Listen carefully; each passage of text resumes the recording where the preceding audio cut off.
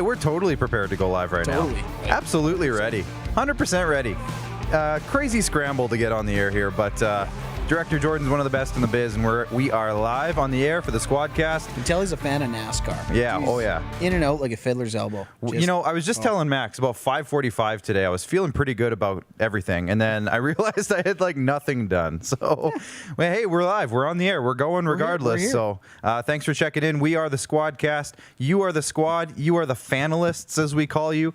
We want to see your comments all night long in the comments section. It helps us out, and it makes the show that much better when you guys are commenting up a storm. And of course, we are brought to you by our good friends over at Rockstar Supply Chain Solutions. Give Roxanne and Darnell a call today. They will set you up with everything you need for your business and save you the headache on where to find it all. From everything in your office supplies, bathroom supplies for your office, everything you need, they can handle it and make sure your business is running smoothly and you can focus on your business. Rockstar.com if you want more information on that. We have so much to go to talk about tonight. We have two great guests coming in, one on video chat and one coming into the studio a little bit later on tonight. So much to talk about, lots of hockey, football, everything. So make sure you get your questions in throughout the entire evening, and by doing that, you can ask us anything. Put that Ask Us Anything up for us, fellas. And with that, we'll check out your comments all throughout the night. There it is. Ask us anything, and we'll get to it throughout the evening. Max, with everything going on, would you mind breaking down the show for me, please? For sure, but before that, I think we just have to acknowledge the heavily classing up of the set here. You just had to do that, huh? The yellow just blends a lot better. Yes. Especially because they're going to turn their season around. I can feel it. And if they go on a heater, Clark, we just have no choice but to continue to use it on set. So. One thing I will say, and I don't know how this is going to work exactly, but apparently we are now eligible for Facebook stars here on the SquadCast. If you're watching, I believe on your phone or on your desktop, your laptop or whatever, there's actually a little star button right down there.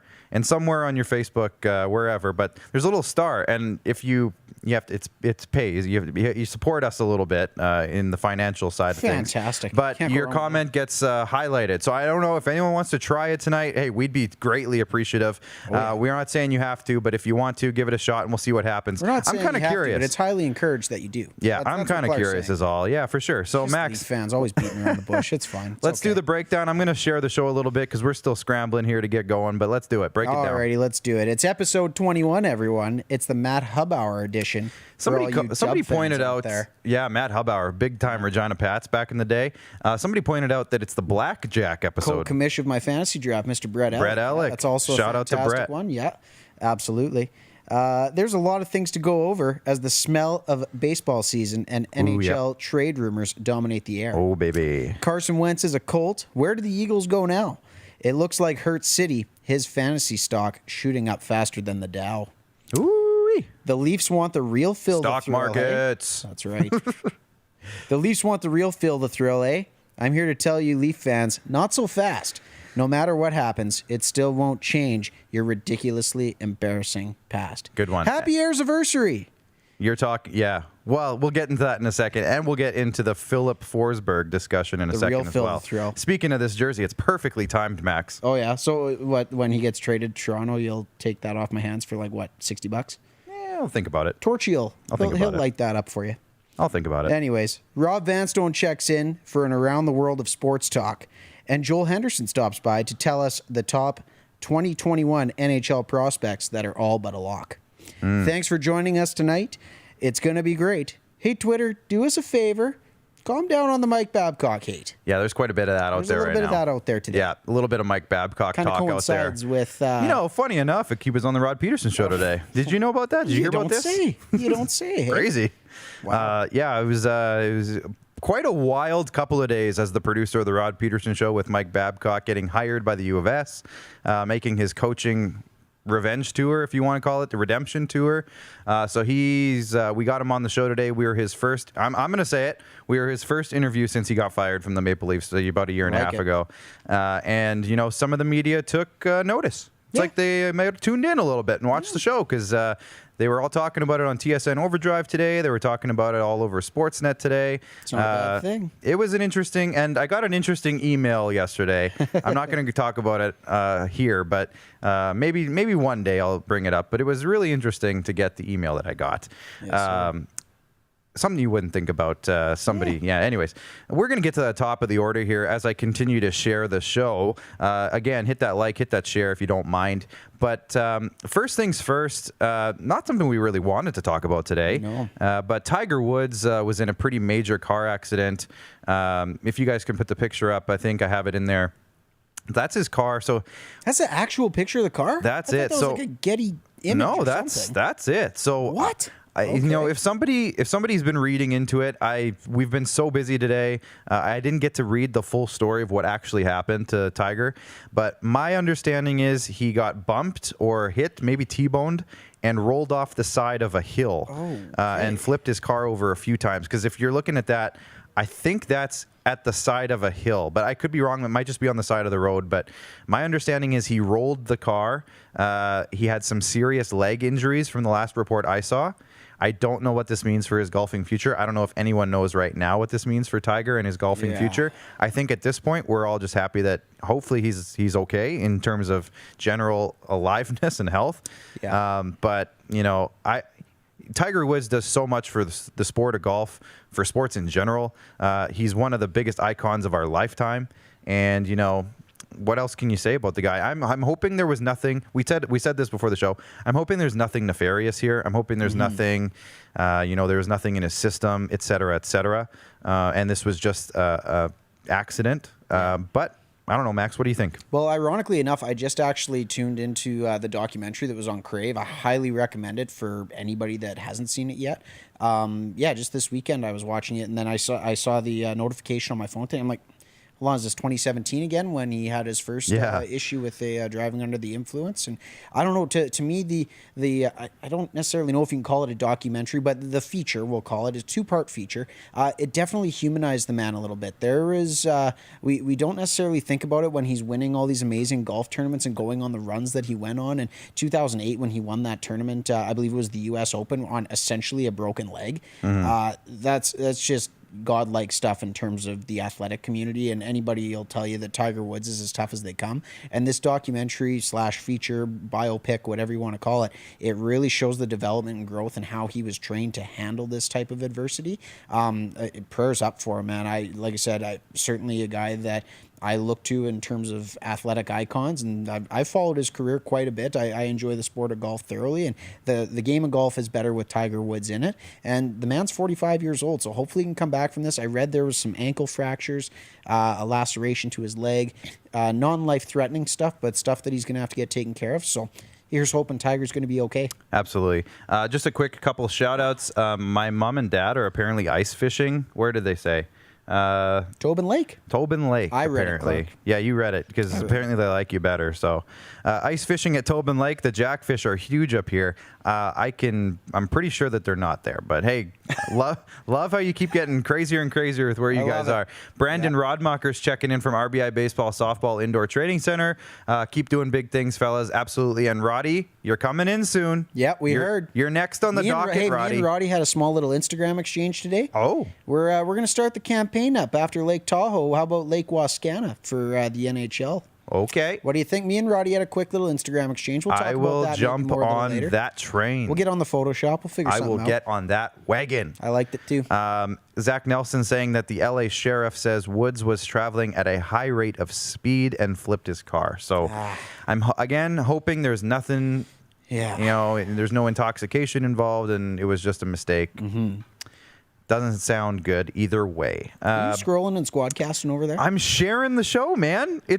Now I'm clicking stuff. Now I'm talking to myself. Please, quiet on set. Sorry. Sign right here. Just having a little trouble here. We're scrambling today. There's so much going on. Next on the docket, here's a little fun fact, and you mentioned it in your Your breakdown is that we are at yesterday, but the 1 year anniversary of the David Ayers game. The Ayers anniversary. I got the Ayers anniversary, and I got a notification on Twitter yesterday from a good friend of mine named Patrick Fisher. He's such a good friend, and he said, "Hey, did you know that this is the 1 year anniversary of the Leafs losing to a Zamboni driver?" And I said, From "No." their own minor league system. Don't forget that detail. He worked for the team, and I said, "Oh no, I didn't. Thanks a lot, Patrick." And another buddy of mine, Ethan Van Valls, who has watched the show, he's tuned in before. Fantastic. He said, "Hey, you should probably change your Twitter name to Ayers Monroe because of the whole thing." So, guys, if you can throw up the picture, I did. I changed my name to Ayers Monroe. There's my Twitter bio there. I love my Twitter bio where I put once started a Wally chant at a Rider game. That's a good thing to have on the resume. Certainly It is a good thing. It wasn't. Companies hire for that sort of thing. It wasn't an easy feat, and I was able to do it. You're Shout out basically to the crazy George Henderson of starting Wally Buono chants. Shout out to my buddy Joey Swarbrick, who I was there with that day, who now works for the Ottawa Redblacks. Oddly enough, Look at that. He's in the league. Yeah, so I changed my Twitter name. The Leafs got blown out by the Calgary Flames, shut out by David Riddick, and just a great day overall for Leaf fans. Yep. Great day. Chad Isaac's already chirping in the comments with You're the Flames. 12-4-2. You're fine. Are the comments working today, fellas? Yeah, okay. You can throw them up as you please. I'm not sure if they're popping up on our screen or not out here, but go ahead. Next on the docket.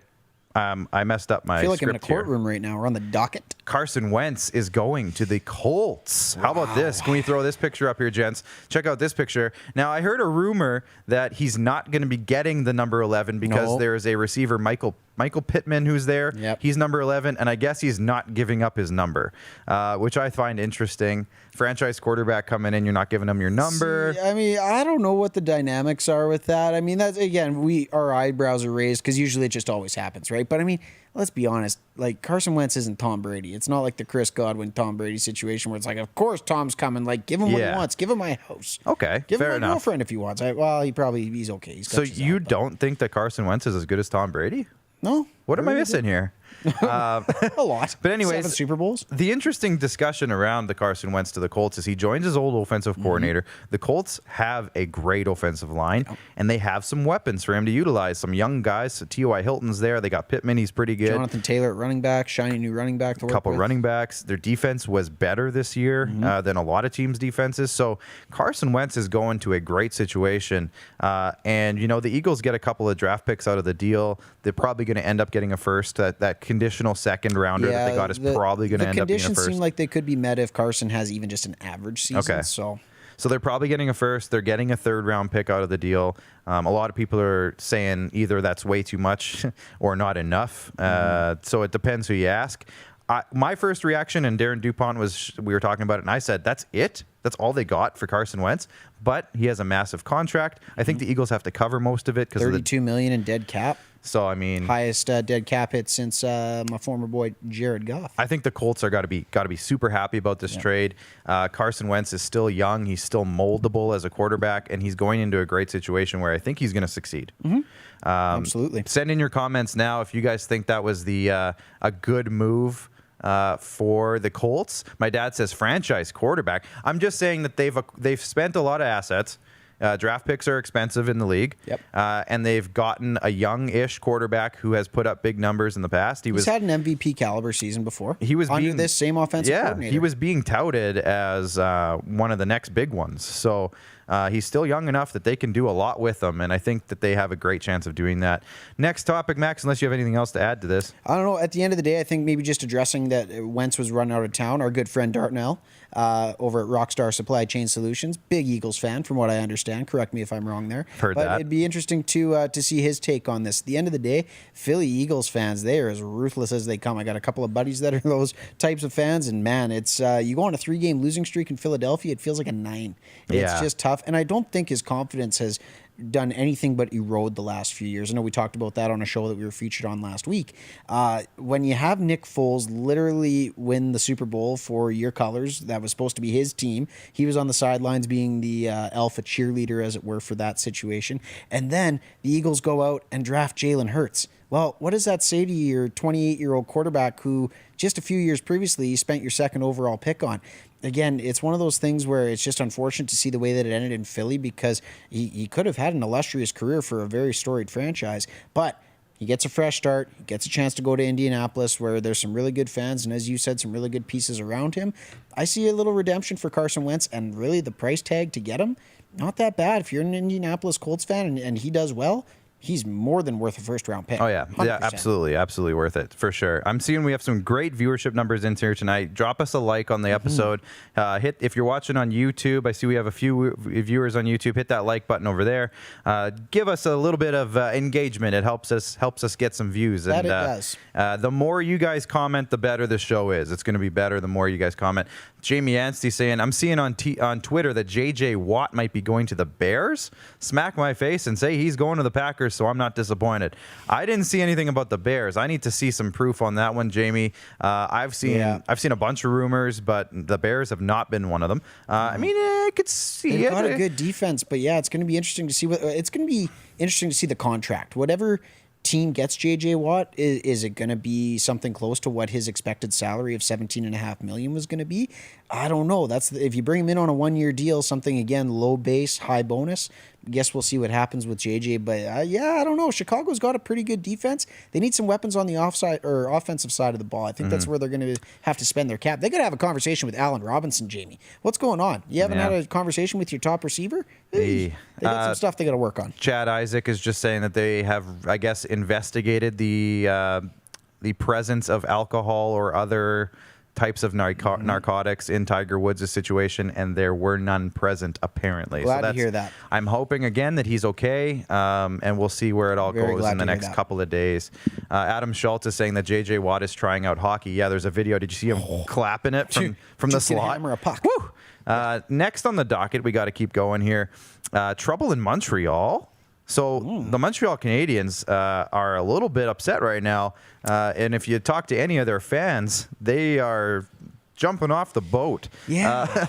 It's not that it's been going terrible. They've lost a few games, but I've said it all along, Max. This North Division, and feel free to throw up the standings, guys, too. This North Division is full of parity. Any team can beat any team in this division. You see it with the Senators beating the Maple Leafs. The Sens just beat the Habs, too, in overtime. The Flames could beat anyone any given night. Up and down that list, any team can win any night. Absolutely. So right now we're looking at the Leafs on top. They just lost to the Flames the other night. They got 30 points. The Oilers are at 24. And you see the Jets have snuck up there in the last couple of weeks. They've really skyrocketed up the charts. The Canadians are barely holding on to a spot. They have a few games in hand, though. That they do. The Flames are at 19 points. And again, there's a lot of question marks about the Flames. We'll be talking to Joel Henderson here later tonight about the Flames for a Flames update. So, Chad Isaac, don't leave. We're talking Flames later tonight. You don't have any excuse Schultz to leave. will be in on that conversation. We'll talk Jets as well in just a few minutes with Rob Vanstone. You guys let me know when he's in. He's in. Okay, I figured he might jump in a little early. Hi, Rob. Stay tuned. We're just about coming your way. We got a couple things here. And this next topic of discussion, we'll get into the NHL later. We got a ton of hockey to talk about tonight. The next topic of discussion is one we're going to be getting into with Rob Vanstone in just a few minutes, and that is CFL Confusion. Randy Ambrosi, you see here. There's been some very, very conflicting reports in the CFL in the last couple weeks. We've been covering it daily on the Rod Peterson Show, for those who watch that. Basically, the league came out, or Randy came out with a statement last week that said, the CFL is planning on playing or going forward with the plan to play. Did he do that exact motion? I think so. That means they're playing. I think so. If he didn't do that motion, Clark, well, I don't know. I think that's what he did. Okay. He said, we're planning on playing in 2021. And then, the next day, Dave Naylor came out and said, the CFL will not play without fans in the stands. So it's like... okay, so what one is it? It's a credible name behind that report, too. Yeah, and Dave Naylor will be on the Rod Peterson Show on Friday for our CFL fans, so make sure you tune in. That's going to be an interesting interview, because there's some now reports that I just saw that they've actually put a plan together for a return-to-play plan. Well, hey, what are those horns that Rod gets in the morning? Yeah, Jordan, do you have those in the system somewhere? The CFL has a plan? Okay, he doesn't have them. Okay, he doesn't have them. That's fine. Next week. Hey! There they are. We got it in the budget, I guess. Nice. But hey, that's good to hear that they have a plan. At the end of the day, that's what the league was lacking, right? So I guess the report that came out today, Dave Naylor just tweeted it about 2 hours ago, probably, is that they finally, I guess they have a plan that's coming out soon or something, or being proposed to somebody in the government who needs to see it, apparently. So we're going to hear more about that in the coming days. We'll talk to Rob Vanstone in a minute. The next, we have 2 more topics. We got to get to the Vigor fan vote as well, which I think we're going to probably scooch one of these forward, maybe the Fernando Tatis one. We'll talk about him down the road. This one's interesting. We're going to talk about this later tonight as well. Are the Leafs after a top 6 forward? Now, this one we were going to talk about last week because Elliot Friedman came out and said that Mikael Granlund of the Nashville Predators. Very topical. The Nashville Predators. There it is. Thank you, Jordan. Are they winning? Mikael Granlund was apparently a name that the Leafs have been after for a long time. Now I'm hearing reports. Steve Coolius is mentioning it. I think Friedman might have mentioned it also, that Philip Forsberg, Max's favorite player, and he's shaking his head. Say it ain't so. And look at this picture. He's like, yeah, I'll go play for the Leafs. No, that's not what he's saying. Yeah. He's saying, I'll sign an 8-year, $55 million extension in Nashville. Sure, that's what he's saying. I'd rather play for the Leafs than the Preds right now. Sure. So that's what he's saying. I don't know how this trade works. That's why they pay multiple people in the organizations thousands of dollars, probably more than that. Let's try millions. Maybe into the hundreds of thousands. Like, no. I'm talking about the nerds behind the scenes that figure out the money. Oh, okay. The nerds. Yeah, they don't get millions. I'm talking like they get a good now chunk you have of to change. Get all the analytics people a T-shirt. I'm just a nerd behind the scenes. Behind the scenes. That's Jordan in the back. He probably would love a shirt like that. And me sometimes too. But the thing is like, well, Robin Wildy says, where are they going to fit it in the cap exactly? So how do they fit Philip Forsberg? 6.75 max? 6, just flat 6. Just 6? Yeah. So how do they fit even 6? How do you fit that under the cap in Toronto? There's got to be some finagling going on there, some retaining money, some people going the other way. So it's going to be interesting. I can't see it happening. There's just too many hoops to jump through, unless it happens like right away and they get that quarantine done and everything, and he's in the lineup right away. I don't know. That's a tough one for me, and we'll maybe get to that a little later, Max. I'm going to need a little more time on that. I want to give you some time. I got some things to say about that. But we got to get to the Vigor fan vote, so stay tuned, everybody. But the top of the order was brought to you by our good friends at Hoop Life Basketball, guys. If you can throw Hoop Life up for us. So speaking of playing at a high level, Max, have you downloaded the Hoop Life Basketball app yet? Yes, I have. Head to your app store today and download this easy-to-use basketball training program. I bet Rob Vanstone could benefit from some basketball training. Absolutely. He's probably fit enough now. He could run you up and down the court pretty good. Oh, I have no doubt about that. Zero doubt. I'm sure he could. They have all their training tips, all their programs, and even their virtual overtime training feature on there as well. Use promo code SQUAD10 for 10% off camps, sessions, and apparel, and take your hoop game seriously at hooplifebasketball.com. Wonderful. SQUAD10 promo code. That's the one. We're going to the Vigor fan vote now. Vigor.ca, Vigor fan vote, Vigor lifestyles. There it is. Look at that gorgeous graphic. The 4 options today were NHL MVP debate, turnover on the Raptors, Cam Newton gets trashed. That one I was hoping would win. I just want to double check that one didn't win because I really want to talk about Cam Newton. That was quite the interesting video. I have a theory about ripped. That. Where's the tinfoil hat? I have a.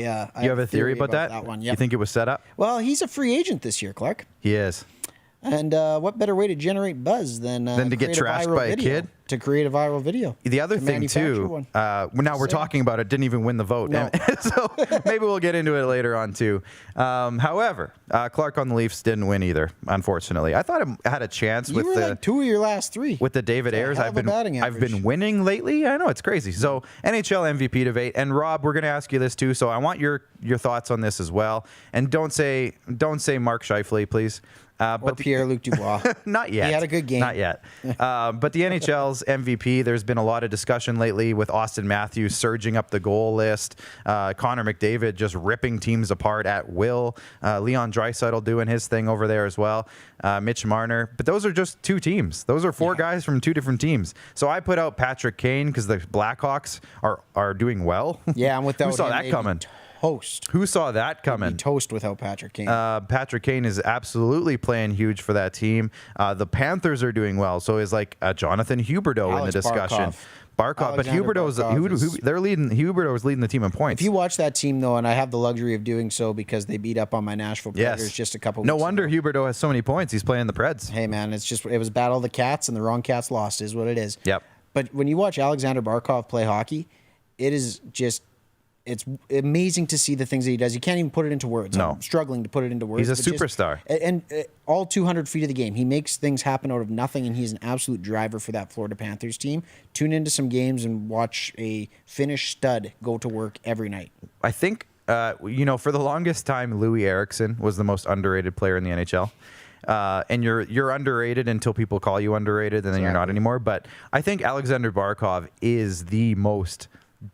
people in Florida don't even know who he is. That's it. Like I'm trying to find the right word. That like most underappreciated, disrespected, underrated player in the league. To me, if he played in Canada or in one of the bigger markets down there, I think he'd be regarded as a top 3 player in the league. Yeah. But he just isn't, and he doesn't put up the huge numbers, so he doesn't get that like the small market recognition that some guys get.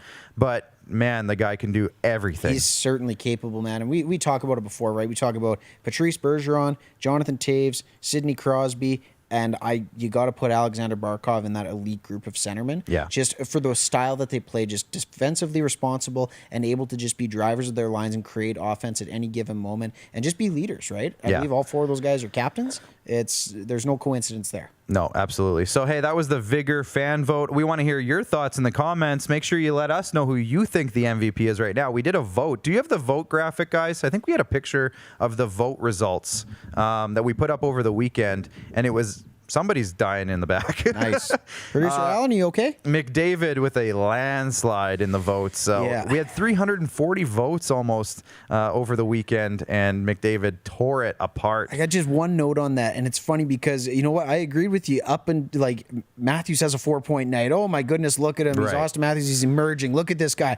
And then what does McDavid do? Not 2 hours later, he just doesn't outclass him, but outpaces him with a 5-point night. Yeah. It's just insane what this guy can do. It's Connor McDavid's league. Everybody else is just playing in it. The stat that came out that blew my mind, and then we're going to go to break and bring in Rob Vanstone, was the amount of games to every 100 points in his career. That stat, I don't think we talked about it last week, but his first 100 points, 92 games. Second 100 points was like 75 games. Third 100 points was like 68, 67, and 64. Like, he's just getting better. Like, it's scary. It's scary. Eerily, too, he hit his 500-point mark in the exact same amount of time it took Sidney Crosby, too. 503.69. Man. We're going to have some good numbers We're there. witnessing something special here, everybody. We're going to a break. After the break, Mr. Rob Vanstone joins us. I'm very excited, and we'll see you in just a couple of minutes. Don't rack your brain trying to source the equipment and materials you need for your business. Rockstar can operate your entire supply chain, from PO creation to expediting your shipments, all from our office.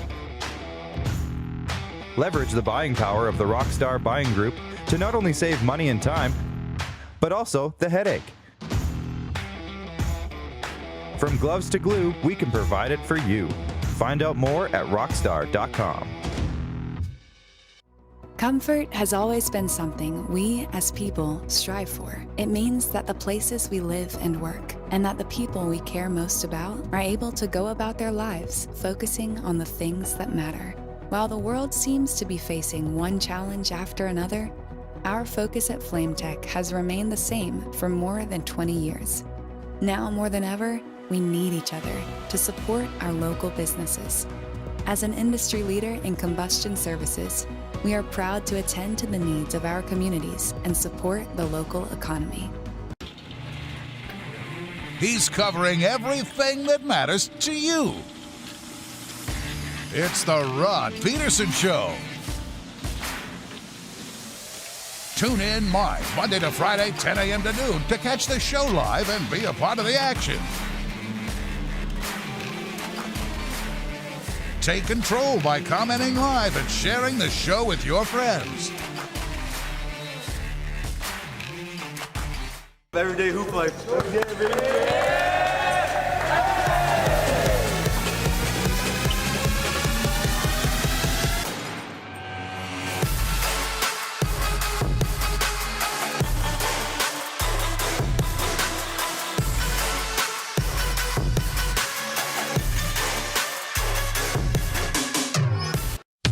IKS Live. IKS Live. Western Canada's premier production services company. LED sign rentals. Video production. Event management. Look no further than IKS Live. Visit our website. IKS Live. Always the best seat in the house. IKS Live.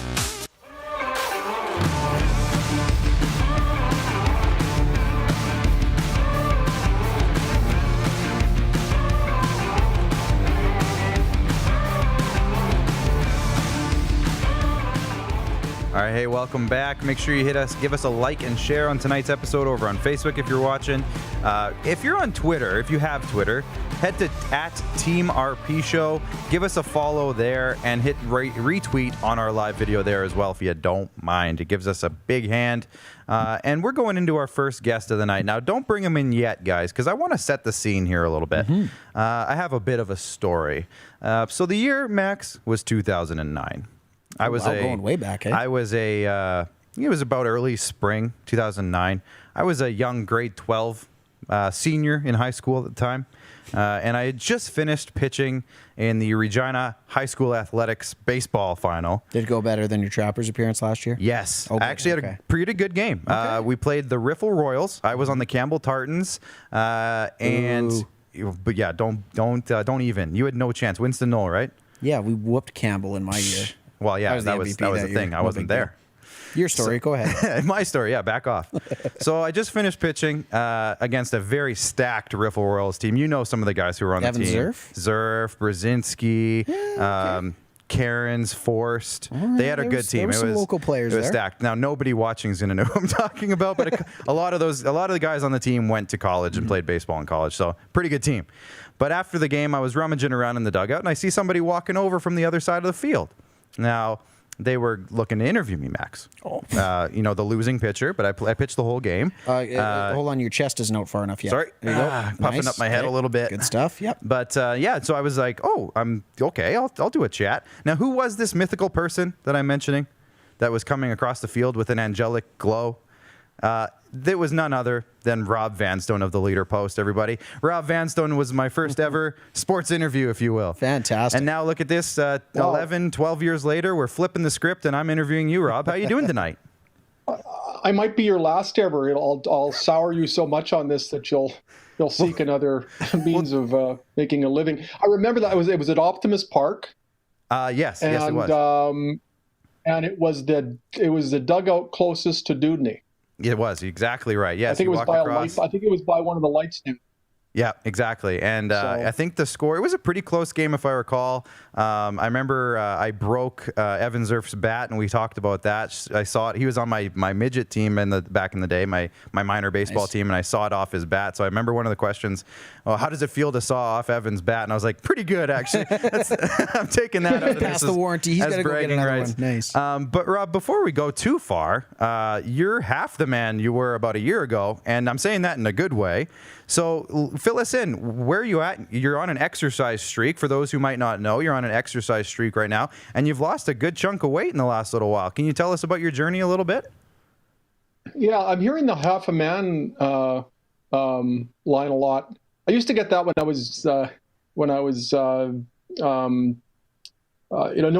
nobody ever talked about. I always found it interesting because when I was 260 pounds, nobody ever came up to me and commented on my weight. But now that you lose the weight, everybody talks about it, and I'm thinking, boy, I wonder what they were thinking when they were talking to me back then.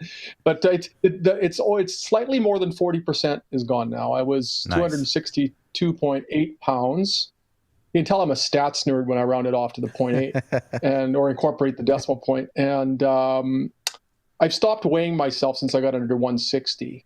So my goal is to lose so much weight that I can just fax myself places to go on vacation and save on travel costs. Such an old joke. So I've lost 104, 105 pounds. That was all due to what happened a year ago this coming Friday when I was diagnosed with, I was told that I had type 2 diabetes. And so that was really exciting news. And my mom had died 2.5 months before that. And I thought after my mom died, I just ate and ate and ate. It was just stress eating. It was awful. And the only thing I could really do to give myself any instant kind of gratification was to eat something really sweet or really delicious. So it was pizzas, it was candies, it was pathetic. And anyway, I got that diagnosis February 26th of last year and decided after 4 or 5 days of nonstop crying and self-pity and wailing and that I have a choice here. I mean, it was total rock bottom. I either succumb to this or I use it and maybe conjure up some strength that I didn't really realize that I had. And I decided to fight back. And my wife was the crucial element here. She started going on pretty much Diabetes Canada website and the American Diabetes Association, any website, diabetes-related website that had recipes on there. And she just prepared our meals according to those specifications. And I stopped drinking everything but water. And suddenly, after a week or two, I started seeing results. I started feeling better. My sugar withdrawal, which was awful, ended up. And that first week was awful. And then as I started to see some progress, I went to see my doctor on March 6th of last year, and for a follow-up. And already my blood sugar was improving. And we decided to go for a walk around the lake, whereas I couldn't walk for 5 minutes earlier in that week. And I made it around the lake. And that was the day I decided to start the exercise streak. And we're recording this on a Tuesday, and after this, I'm going to go to the YMCA pool, and it'll be day 354. So we're closing in on a year. Wow. And so did that telling of that story. I apologize. No problem, Rob. Congratulations. It's a heck of a feat and a heck of a journey that you've been on. And like I said, incredibly impressive. And you did it for all the right reasons. That's fantastic to hear. Yeah, and I'm not going to be the first one to say it, but I mean, there's a lot of people, Rob, that you're inspiring, and I want you to make sure you know that. And I've told you before, but you're doing great, so keep up the good work. We're getting tons of comments coming in now. Good job. Congrats. Miss our CFL trivia nights on Twitter, Rob. So Chad Isaac wants you to start up the CFL trivia again. I got to get that going again. I was spending 2 or 3 hours a night on that. It was ridiculous. And it was fun, but it was just way too obsessive. And yeah, I can understand that. If I get obsessed with something, it kind of gets dangerous. Well, hey, you're on a 354-day exercise streak, so I can see how that works. It works for the good too. Yeah, it's funny. I threw out my suit the other day, and that was fun. This thing, you could have put it around an elk, and I just looked at it. I thought, should I put it on one more time and just take a selfie of this thing hanging off me? But no, I just thought that it belonged at the bottom of a disposal bin. And Rod Peterson's waving in. That was the fate of my suit. Oh, absolutely. Rod Peterson's waving in. Brett Alex says, great job, Rob. Robin Wildy says, great story, Rob. Right. Our director, Jordan, in the back room says, self-deprecating humor, check. Inspiring story, check. Waiting for a great pun and a huge word to add to my lexicon. So there you go. We have lots of time. So let's get into some sports talk, Rob. Let's dive in a little bit, if you will. I want to start you off with the CFL because as you might have heard me in our first segment, but there has been some, I called it conflicting news coming out in the last couple of weeks. We're playing, we're not playing, we will play only with fans. There's a plan in place apparently now. So, there's a flurry of moves that happened a couple weeks ago with free agency, and everyone's getting excited, but nobody's quite sure if they should be getting excited. So let's put away the confusion and just talk about the moves that were made. Let's talk actual football as if it's going to happen, because that's fun. That's more fun than worrying about it. Tonic. Yes. Yeah. So sure. In terms of the Rough Riders, we're here in Saskatchewan. We're not going to joke around. We know a little thing or two about the Rough Riders. So they lost Cameron Judge and Charleston Hughes to the Argos. They lost Solomon Elimimian to retirement from football. So there's been a lot of discussion around the defense. Where are you at right now with those moves and everything else that's gone on with the Rough Riders so far this offseason? Clark, I think if you look at the team as a whole and the percentage of players that they were able to retain, considering the multitude of players who were testing free agents, that's a pretty high percentage. And it's not like they're just re-signing backup long snappers.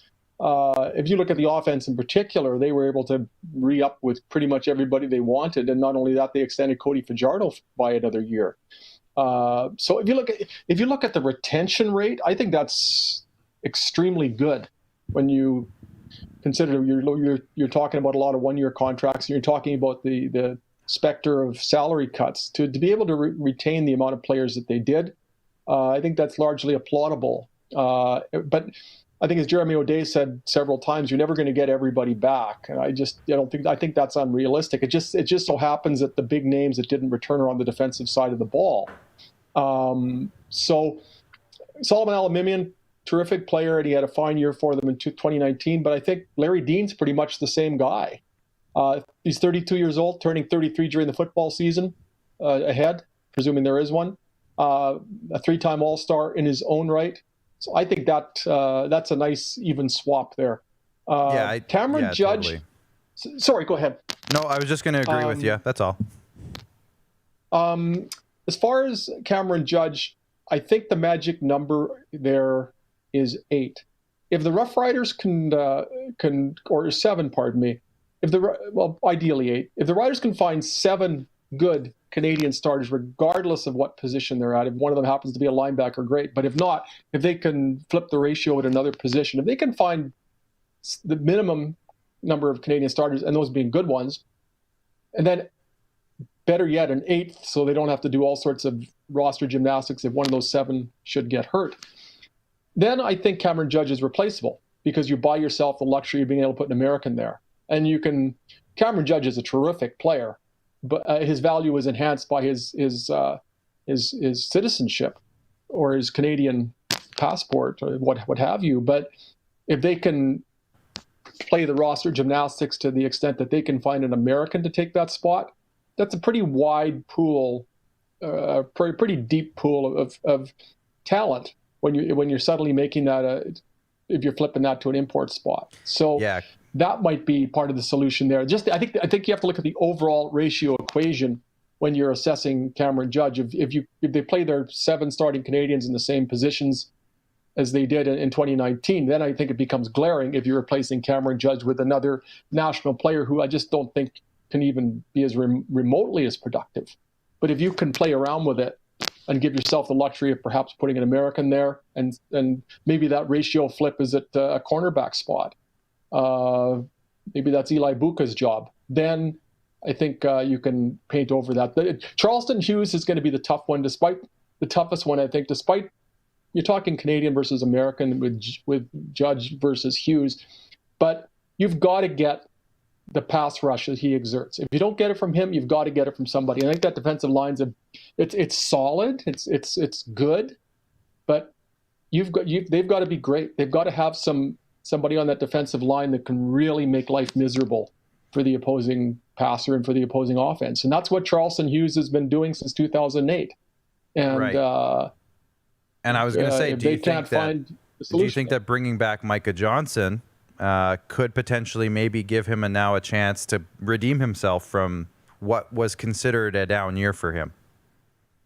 If he can be the destructive force that he was with the Calgary Stampeders, absolutely. If you look at what he did in 2018, he had 14 sacks playing defensive tackle. I mean, that's not far from a defensive end type of total. So you've upped your game if you can get that kind of pressure on the passer from an interior lineman, and that might mitigate the damage of losing Hughes, as might have, let's say, AC Leonard moves over to that spot. He was very good in 2019, but he also had the luxury of defenses focusing on Charleston Hughes on the other flank. If AC Leonard can be that guy, great. If Chad Jeter can be that guy, great. If Freddie Bishop III can be Charleston Hughes II, then they're like laughing at your own jokes. Then problem solved, or there's a prospect coming up. But if the common denominator with all the Rough Rider Championship teams, and not that there have been a ton of them, but there has been a defensive line that is certainly formidable. The 66 team, you've got Ed McQuarters and what he was able to do that year. You've got Ron Atchison. You got 2 Hall of Famers on that defensive line. 89, that defensive line was loaded. You got Chuck Klingbeil, who was the defensive MVP of the Grey Cup game. You had Vince Goldsmith. You had Bobby Juris, and you had Gary Lewis. 2007, Fred Perry. John Chick with the Grey Cup that he had, Scott Schultz in the middle. 2013 with the defensive line that was so good that Tierras George didn't even play. Jermaine McIlvaine took that spot, and Alex Hall, John Chick, Ricky Foley. So you look at the 4-rider championship teams, and their defensive lines have all had to be respected, and not just with one guy, but with multiple guys. If Micah Johnson, well, he already commands respect, but if he can return to that Calgary level, and if they can find that edge rusher, someone who can even approximate the production they got from Charleston Hughes, then they're in the ball game again. And then they've got a defensive line, I think, that is at least in the conversation, belongs in the conversation with the other 4 championship-winning defensive lines that the Riders have had. That's another concise answer. Sorry about that. It's perfect. That was 49 minutes of a response. So I've lost another 4 pounds. I'm glad you timed it. Yeah.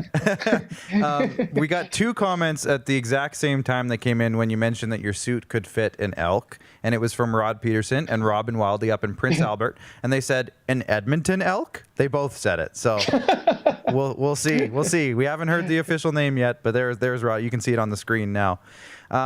Max, you had a question about some topical information going on right now in Saskatchewan. Yeah, absolutely. And staying in Saskatchewan, Rob obviously switching playing surfaces here, but there's a pretty accomplished head coach that's heading over to take over the helm of the University of Saskatchewan Huskies hockey program, albeit on a temporary basis. I'm just wondering, what do you make of the move bringing Mike Babcock in, and what type of effect do you think he can have on that program, albeit in a very, very short amount of time? I think the effect that he can have not only on the program, but Canadian university sport. What an endorsement for Canadian university sport that Mike Babcock is coaching U Sports hockey. When has Canadian university hockey gotten this much attention? It's during a pandemic.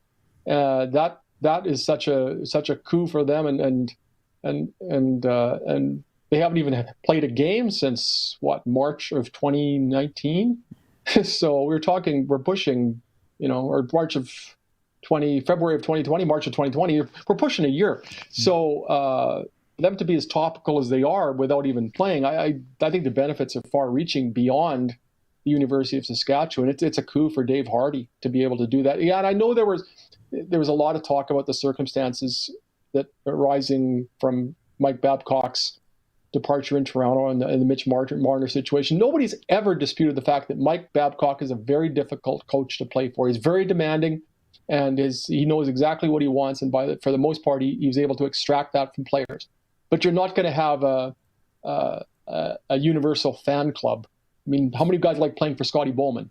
Not many. How many guys like the Stanley Cup rings they earned while playing for Scotty Bowman? Tons of them. Punch Imlach, same way. So, you're going to rankle some people along the way. I think if you look at the vast majority of people who've played for Mike Babcock, they'll look at it as a positive experience. And he's helped a lot of people further their hockey goals. Look what he did in 1 year at the University of Lethbridge. And so that's a coup for the University of Saskatchewan. I just can't imagine what it'll be like the first time they play the U of R Cougars. And normally that's girlfriends and parents and grandparents type of attendance. And suddenly Mike Babcock's going to be a draw.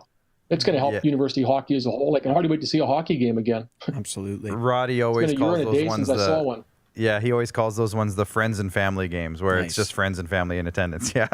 Rob, I remember I went to a U of R. Sorry. No, you go ahead. The University of Calgary Dinos were in town a number of years ago when Haley Wickenheiser was playing for them. So it's the Wayne Gretzky of female hockey, she's been called. There were 150 people there to watch Haley Wickenheiser. That's the type of profile issue that Canadian University Sports has faced, and Canadian University of Hockey. There can't be a more accomplished athlete anywhere than Haley Wickenheiser when you look at Canadian sports and all she's done. And yet that was 150 people on a Saturday night at the Cooperator Center. So Mike Babcock, the bar isn't set very high. I wrote about it that night.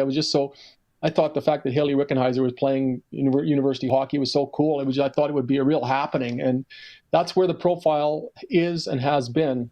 Who knows what Mike Babcock will do for it, even on a volunteer temporary basis. Yeah, you've sticking with the ice. You've covered the WHL as well throughout your career, and we're into a situation that's fairly unprecedented, if not 100% unprecedented, with a hub city coming to Regina in March. So each team's going to get 24 games. So what did you think when you heard the news? And in terms of the storylines around the I'm calling it a glorified tournament, but in terms of the storylines around that, what do you think about it, and what are you following? I'm just interested in the whole spectacle, just the execution of it. I mean, the games, like you said, it's more of a tournament than a season, and the games aren't going to be that consequential in a lot of respects. And a lot of teams won't have some of their best players. I mean, Cole Sillinger is playing in the United States Hockey League, and the Europeans aren't going to be part of the equation. And there's really no brass ring at the end of it. So, but just the logistics of how you pull this off, and just the quirky stories that emanate from it. I think there's more. There's as many off-ice stories as there are on-ice stories, and of course there's Connor Bedard, and there's a real crop of really intriguing young players in the East Division. But just the whole mechanism to me is fascinating. Well, yeah, who can watch? How can they watch? Yeah. I'll tell you, working here at IKS Media, they have a little hand in the wrench or in the gears of what's going on behind the scenes. It's a lot. It's going to be interesting. Oh, I bet. Yeah, it's going to be very interesting. So you mentioned Connor Bedard. We've talked about him a few times. Our good friend Joel Henderson, who's just sitting off on the side here. We're going to be talking to him about Connor Bedard in a minute as well.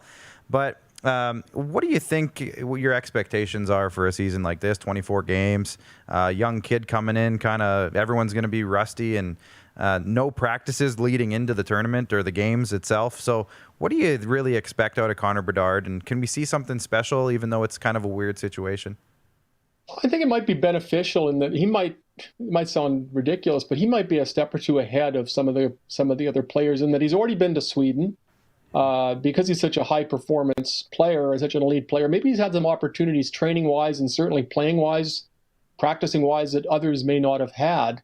So maybe that will be somewhat beneficial to him coming in. Maybe the fact that he isn't playing high stakes games right off the bat, he won't be thrown into the fire quite as much. I'm really intrigued to see how he plays.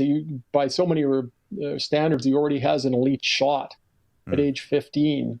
So I'm old enough to remember when Rick Herbert was a 15-year-old defenseman with the Regina Pats in 1982, 82, 83, and he was very highly touted. Obviously, nothing like Connor Bedard, and it was a transitional year for him, but the Pats also had a very deep defense. They weren't counting on Rick Herbert to the degree that this edition of the Pats is going to be counting on Connor Bedard. I think the closest parallel is probably Glenn Goodall, who played for the Seattle Breakers, now Thunderbirds, at ages 14 and 15. By the time Glenn Goodall was 16, he was a 60-goal scorer. At 15, he was very good. So I think the closest parallel, although the games have changed so much since then, is how can you compare it to Glenn Goodall? By the time he was 15, you could tell that a lot of the hype was already justified. Now the hype machine's on overdrive with Connor Bedard because of the exceptional player status and with social media being what it is. But again, that might be mitigated by the circumstances.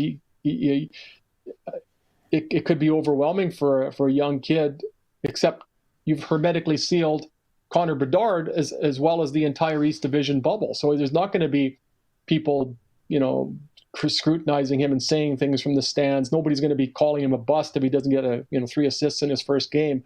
He's not going to hear any of the cat calls. Maybe he's going to be insulated from some of the negative aspects of coming in with so much hype, and maybe this will be a nice bit of preamble to his first full regular season. Yeah, absolutely, Rob. I certainly can't wait to see what he brings to this team. And I mean, it's unfortunate, right? You get an exceptional player status coming to your team, a very, very rare thing to happen to a franchise. And unfortunately, we're going to miss out on one of the years, but it's just kind of, I guess, par for the course of what we're experiencing with this year. I wanted to talk to you, being a bit of a memorabilia buff myself. I've noticed you're a big memorabilia guy, and I've got a hockey card collection that needs to have some unearthing take place with the card surge that's going on around the world. But I'm just just curious to find out. It's back, isn't it? It's in a big way. It's massive. It's crazy. Sports, Pokemon cards, you name it, whatever kind of memorabilia is out there, it's getting a lot of traction. But I'm just curious from your perspective, being a true collector, if you've got some favorite pieces and maybe if there's any kind of fun stories that go along with the acquisition of those pieces. Oh, like most of the time I wrote to athletes through the mail. This was my period of collecting was 1980 to 1985, and it was before the autograph boom and before the collectibles boom, before the hockey card boom. So most of the people you wrote to, you would hear back, and everybody from Wayne Gretzky to the fourth liner on the Hartford Whalers. They were you generally there's about I'd say NHL had a 90% success rate. Baseball probably about 75. NFL was about 60 to 70. I never really got into basketball that much. I was 0 for 1. But who was the one? So David Thompson of the Denver Nuggets, my favorite basketball player ever. So Gotcha. That never panned out. Kind of broke my heart a little. But Tough. It was just, what was interesting was just opening the mail every day. It was like Christmas every day because I was sending out so many, in the absence of a life and in the absence of any real inclination to study late in high school or early in university. I'd just sit there all day and send letters. So it wasn't uncommon for the mail to come and pull out, say, 10, 11, 12 self-addressed stamped envelopes. I knew what. Oftentimes I'd know who it was just by looking at the postmark, and I knew it was for me because it would be my writing on the envelope. I'd stamp the letter, I'd send it, and all they had to do was sign what I had sent them and send it back. So the cool ones, Bobby Thompson. I asked him if he could describe his 1951 home run for the New York Giants, and he did. And he filled up a little index card about this big, and in very small print, he described the entire at-bat against Ralph Branca. And that's, one of the most historic moments in the history of baseball, if not professional sports. And Bobby Thompson was nice enough to do that. Muhammad Ali, I wrote back, and he signed it to Rob Vanstone, my greatest fan. I'm from Muhammad Ali, 3-time champ. Wow. That's pretty special. If you don't have that framed and in some sort of lamination, I don't know. We got to talk. Yeah. Those are the really, really cool ones. Just, the iconic people who would respond. Even James Cool Papa Bell, who played in the Negro Leagues and was eventually inducted into the National Baseball Hall of Fame. And he wrote me a little letter talking about how the black players the Negro Leaguers were pioneers. They played night baseball before the major leaguers did in many cases. And he apologized in the letter for the sloppy handwriting. He said he was losing his sight in one eye. And yet he took the time to write me a little note, James Cool Papa Bell. Things like that. I was just looking through them the other night, and so many of them are gone now because I was writing to people who'd been in the Hall of Fame for a long time, and this was in 1980, 81, 82. And anything I got from the Montreal Expos was a gem. Anything I got from the Winnipeg Jets was a gem. The teams that I really followed. The last one I got, once I started doing this for a living, it's kind of verboten to get autographs, but I made an exception. If you've seen the picture of Lee Harvey Oswald getting shot by Jack Ruby, you're probably too young to even remember this, but Lee Harvey Oswald was himself shot 2 days after he shot President Kennedy in 1963, and the Dallas police detective to his right was Detective James R. Lavelle in the tan-colored Stetson. And I saw something I read a story on the 50th anniversary of the JFK assassination in which James R. Lavelle was getting mail, probably 10 letters a week, 20 letters a week from collectors asking for his autograph. So I thought, and he was like over 90 years old at that time, so we're pushing it. So I thought, hey, I got to get one of those too. So I wrote to James R. Lavelle, and who's famous for being on the side of Lee Harvey Oswald. And a week later, I had a response back from Dallas Police Detective James R. Lavelle. And that was the most recent one I collected. But being a JFK nut and a real aficionado, that's a real connection to history. Not just sports history, but world history. So that one is a real gem. That was a 23-minute answer, by the way. So, hey, not too bad. I got James R. Lavelle answered the letter in less time than it took me to talk about sending it. There it is. Yeah, Jordan says he has the picture, so there you go. Fantastic. Look at that. I don't know if that's showing up on your screen, Rob, but that's why our director gets the big bucks, hey? Yeah. I got a quick one Yeah, for he's you. kind of just flinching back. Yeah. Absolutely. Yeah, wow. You mentioned the Montreal Expos, Rob. My grandpa's favorite player of all time was Gary Carter. Did you happen to write to him or catch anything from him over the years? This will be a 92-minute answer. Gary Carter was just tremendous to collectors. He was a collector himself. He collected baseball cards, so he got it. And I must have written to him 5 or 6 times with the Expos, later with the Mets. And he would always answer, and he would always not only sign what you sent him, but he would send along a little team-issued postcard, and it would inevitably be signed to Rob, best wishes and God bless always, Gary Carter. And I had the honor of actually meeting him in New York. My wife and I were on holidays, and we were walking by the Barnes & Noble bookstore on Fifth Avenue. And there was a sign in the window, appearing tomorrow, Gary Carter, signing his book. And I just absolutely lost it. I had no idea when we booked the trip that Gary Carter was going to be there. So we stood in line the next morning outside Barnes & Noble and got to the front of the line, had my picture taken with him, shook his hand, met him. And I had a great conversation with the guy in front of me in line who was wearing a number 29 Tim Wallach jersey. And we just talked Expos for an hour till we got into the store. And Gary Carter was so nice. And that was only before he died. It was so tragic. He wasn't yet 58. Mm-hmm. And awful. He would have been, he would have been, his 67th birthday would have been coming up on April 8th. Wow. We're going to do some quick rapid fire questions. So your answers have to be less than 75 minutes long, Rob. But I'm sorry. Not a problem. Before we do that, we got a couple comments I want to get to. One from my dad. This one's the big one. Nice people who deserve a plug. Rob Vanstone. There you go. A little ode Mr. to your Monroe writing. is also on the list. Thank you. Yes. And Chad Isaac is just agreeing with you on people will tune in just to see what Babcock does with the team, which will make university hockey big, not only here in Canada, but I think he means across North America. So that'll be, that's true. It's going to be an interesting experiment either way for that university. Hoping it all turns out well. But here's a rapid fire. We're going to get into it now. Okay.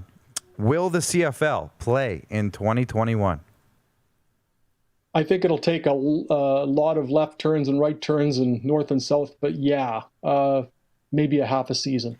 It seems like there's some momentum. I keep saying it. I feel like there's some momentum there. So you're saying there's a chance. It feels different than last year at this time. Imperative. I think they have to. Yeah, They just have exactly. to. Next Regardless one. of what it costs, they have to. Right. Next one. You mentioned the Denver Nuggets. Jamal Murray, is he the best Canadian athlete there is? Oh, this one got me in hot water back in December, didn't it? I know. I had to bring it up. I'm going to say definitively for now it's Alphonso Davies, okay? Jamal went off for 50 points the other night. He was 20 for 23 from the field, I think. No, 21 for 25 from the field.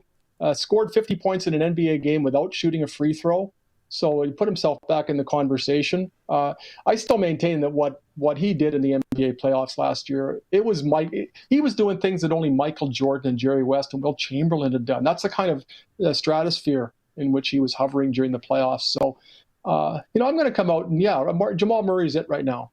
But I'm not intended to dismiss or to disrespect Alphonso Davies because I don't want my inbox to light up again. As soon as I saw that tweet that he broke that record or set that record or whatever you want to call it, I was like, Robbie, you're onto something. I felt some. I was rather not vindicated, but I felt a lot of satisfaction. Yeah. You're a Jets fan, Winnipeg, of course, not the other ones, the Winnipeg Jets. Who won early on? Who won the Laine Dubois trade? I was thinking Laine when he went to Columbus and started doing what he's doing. But you look at the overtime goal that Dubois scored the other night in the 3-point game, and the size that he is and the plays that he can make, and the importance of a center once he inevitably starts playing there. The Jets are going to get an extra year, certainly out of him than they would have out of Patrick Laine. I wonder if Patrick Laine and John Tortorella, there's already been signs of it fraying there. So, Kevin Cheveldayoff won the trade. We have hopeless. We have hopeless Denver Broncos fan in your bio there on the bottom of the screen. So speaking of the Broncos, do you think they have a chance at Deshaun Watson? different commentators say different things from I think Pro Football Focus had Denver as one of the leading contenders, if not the leading contender. But I don't think Woody Page has ever been wrong with anything concerning the Denver Broncos. And I think he probably feels that if he actually knew who I was, I think he would suggest that I have a better chance of playing quarterback for the Broncos next year than Deshaun Watson. So I would think ultimately no. George Payton has come into Denver as a general manager, and he's a draft and develop guy. And suddenly, if you've got to give up 3 first rounders and 3 second rounders and half of Denver to get him, I wonder if you can still draft and develop. I wonder if the solution is maybe a middle ground buffer guy like Andy Dalton or Mitch Trubisky, Ryan Fitzpatrick, somebody of that ilk, and also seeing if they can find out definitively if Drew Lock is the guy. There were times last year it sure looked like he was. The regular season finale was tremendous, but you still wonder. But I just think the price is too much to pay for a general manager whose forte is supposedly draft and develop. You're undermining that immediately if you trade away a pile of draft picks. Speaking of the draft, who goes number 1 in the NFL draft this year? Is it Trevor Lawrence? Is he a lock? Well, hopefully not a Drew Lock. Sorry. It's starting to sound like less of an absolute certainty. There's people talking about Zach Wilson now. A few commentators who are saying, I still, if you're looking at Trevor Lawrence, I think he has the makings of a generational quarterback. I think you're really overthinking it if you don't make the selection there. Who's to say? But he's supposed to be the best quarterbacking prospects in Andrew Luck. So we're talking more than a decade. A less than scintillating performance in the national championship game, mind you, but not the championship game, the lead-in, the semifinal. Right. Justin Fields, I think, in the championship game was also somewhat mediocre in his final game. But you're playing against Alabama, and so I would think it's got to be Trevor Lawrence. If not, you're really taking a huge risk. Oh, our good friend Craig Smith, who has been on the SquadCast in the past, is saying that yes, he does say go Jets, and then he says Lawrence is a lock to me. I still think Mac Jones is better though. Ooh, we're causing some drama. He's not the new pro. He's a prototype that teams were looking for 15, 20 years ago. I mean, he's very accurate. You know exactly where he's going to be in the pocket, and those used to be. Teams really didn't worry about mobility, and when there was a quarterback of that description, they liked the other attributes. But now it's like you've got to be a guy who can move around a lot, and that certainly isn't him. But as far as releasing the ball on time and having that sort of pro style pocket presence, I think that's a much better pick than a lot of people are suggesting. I don't know why. Maybe they just think it's easy to play quarterback for Alabama, and all your receivers are going to be open by 10 yards. So how can you miss them? Right. And maybe it does inflate the situation a bit, but still, some of the throws he made, they were pro style throws. I think whoever drafts him is getting a real steal. Final one for you, Rob. I know you have a historic, legendary career on the football field with the Touch Football League. I believe it was Touch Football, right? Or Flag Football? The Where's newspaper my jersey? boys. Do I have it here? Do you have it? No, it's downstairs. Sorry. I thought I had it, but it's downstairs. Will we see Rob Vanstone on the field again soon now that you're back into playing shape? I want to play again. I don't expect that there's not a vibrant market last time I checked, and it may have changed in recent minutes, but there's not a vibrant market for 57-year-old diabetic slot backs. So you talk about scouting reports. I don't think I have those. I got a knee that's arthritic in 3 places, Sue. So you just need a good agent. I got one good knee. You just need a good agent. I just need a good agent. Yeah. If Rod's friend Lee Steinberg is interested, I'm willing to. I'll make 100% of my salary. But I'd love to play a few more downs and just play again. I'll make a few phone calls for you. Next time I'd love to play some touch football again. Next time we do a celebrity football game, you're in. You're going to be our slot back. So I know we did it. We we were so sad. Do you remember we had that game around Labor Day a couple years ago, right when we were starting our show, and we brought together all those people. We'll get you into that when we get that going again. Put How's the that work sound? in the off season, so you certainly deserve the spot. Yeah. Oh, I'd love that. Me and my friend Dr. Mark Anderson, the principal of Luther College High School. Mark's the greatest touch football quarterback ever. So I bought him a new football for Christmas. And Mark said, that's nice, and we're going to throw it around. And I said, but there's a problem, Mark. They didn't provide instructions with a football. So I'm really not sure what to do anymore. But we're going to go out to the front lawn at the Legislative Building and toss it around during the summer. And hopefully I don't meet with any disastrous consequences there. But I just want to play football again. It's always the thing I enjoy doing the most. And Absolutely. So if I can wring a couple of more drop passes out of my aging frame, that's my objective, or one of the objectives for 2021. Perfect. That sounds like a great goal. Rob, thank you so much for joining us. We're going to let you go here. Pleasure. Make sure you guys go give Rob a follow over on Twitter at Rob Vanstone. Leader Post, check it out on leaderpost.com. And Rob, we'll get you on again before too long. But that guest was brought to you by IKS Media. IKS Media is our amazing broadcast team, and it's a premier destination for event planning, video screens, entertainment, and apparently WHL hub cities. So, All of it. All of it. And then some. If you need a WHL hub city, talk to IKS Media, because they could use another one. I've heard some stories. Does Paul have any hair left after this week? No. None. It's falling out at a rapid pace. Gotcha. But hey, visit iksmedia.ca for more information today. Always the best seat in the house. We're coming back after this break with our good friend, 3-time now appearance on the show, Joel Henderson. He's setting records over here. Fantastic. We're talking hockey, junior, pro, European, all sorts of hockey. Minor? Can we get Minor? into minor hockey? I don't Maybe. know. We'll see. what we got time. We'll ask him. We'll see after the break. Don't rack your brain trying to source the equipment and materials you need for your business.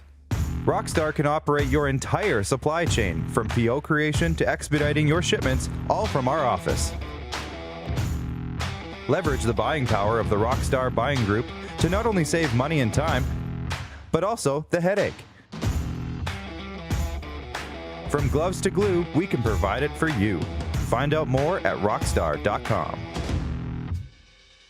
Comfort has always been something we as people strive for. It means that the places we live and work, and that the people we care most about, are able to go about their lives focusing on the things that matter. While the world seems to be facing one challenge after another, our focus at FlameTech has remained the same for more than 20 years. Now more than ever, we need each other to support our local businesses.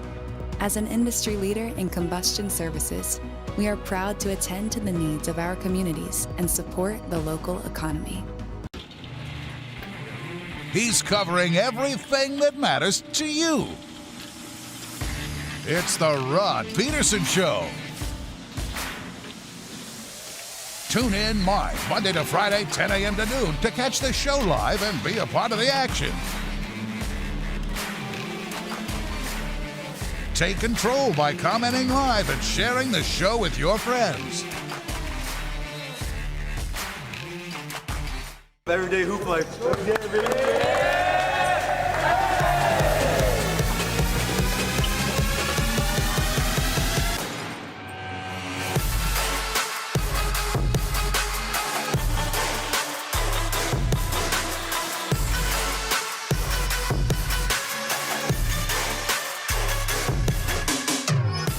IKS Live. IKS Live. Western Canada's premier production services company. LED sign rentals. Video production. Event management.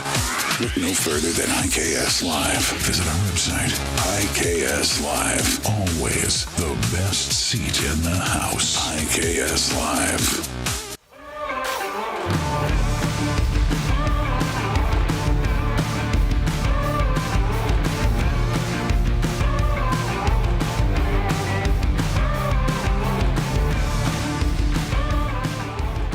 Rob Williamson chiming in the comments after Rob Vanstone was done and says, I feel like Rob Vanstone did Alphonso Davies dirty by not recognizing his accomplishments. He just did. He just said on our show he should have voted for Alphonso Davies. But is that sarcasm through text? I don't know. I can't hope tell. so. I don't know. Rob Vanstone got in a little hot water picking Jamal Murray for Canadian Athlete of the Year for the Lou Marsh Award. And you know what? He stands by it. He stands by it. I respect that. He stands by it. Well, you'll notice a third man on our set, a third burly man over here, joining the studio for the third time. Joel Henderson is here from FC Hockey and now Puck Preps. That's right. Yeah. So first off, I guess that's our first question for you. You said you wrote it down. I did write it down. Yeah, I'll let you say it because you Joel, wrote it down. there's a trade to announce. Go on. You are now acting director of scouting for Puck Preps. So how's the transition gone? What are you up to? Anything different majorly from your previous role? So, especially with Dauber and FC Hockey, mainly what I've been doing is watching the WHL for the NHL Draft. And so that's what we've been offering the last couple of years. This year, personally, I've been wanting to watch more of the Bantam Age and into the WHL Draft. That was a goal of mine. No one's been playing, so it's been tough. But I got approached with this offer to be able to do it. It allows me to kind of help and hopefully encourage other people to watch in other divisions as well. Puck Preps is it's a brand new website as of like the fall of 2020, nice. And their huge ambition is to just be an absolute asset to recruiting programs, to WHL programs, to everyone else, to be, another set of eyes and ears on these kids. And so we're just hoping that people can look at our analysis and what we do and get some help from it. I love the branding. Yeah, at Puck Preps on Twitter, right? Puck Preps, yeah. And then there's Facebook, I think, too. Yeah, and then everything is regional, too. So there's Puck Preps, Western Canada, Puck Preps, like Nice. OHL. So all the different regions as well have their own Twitter handles as well. I know that we have some hardcore Dub fans in here, so make sure you guys go follow Puck Preps. Make sure you follow Joel, Dat Hockey Dough, on Twitter. But you mentioned it before we came on the air, but the NHL draft isn't that far off, we think. Maybe. But it's an interesting draft. Can you just kind of eloquently describe your love for this draft that's coming up? It's like going to an ice cream store.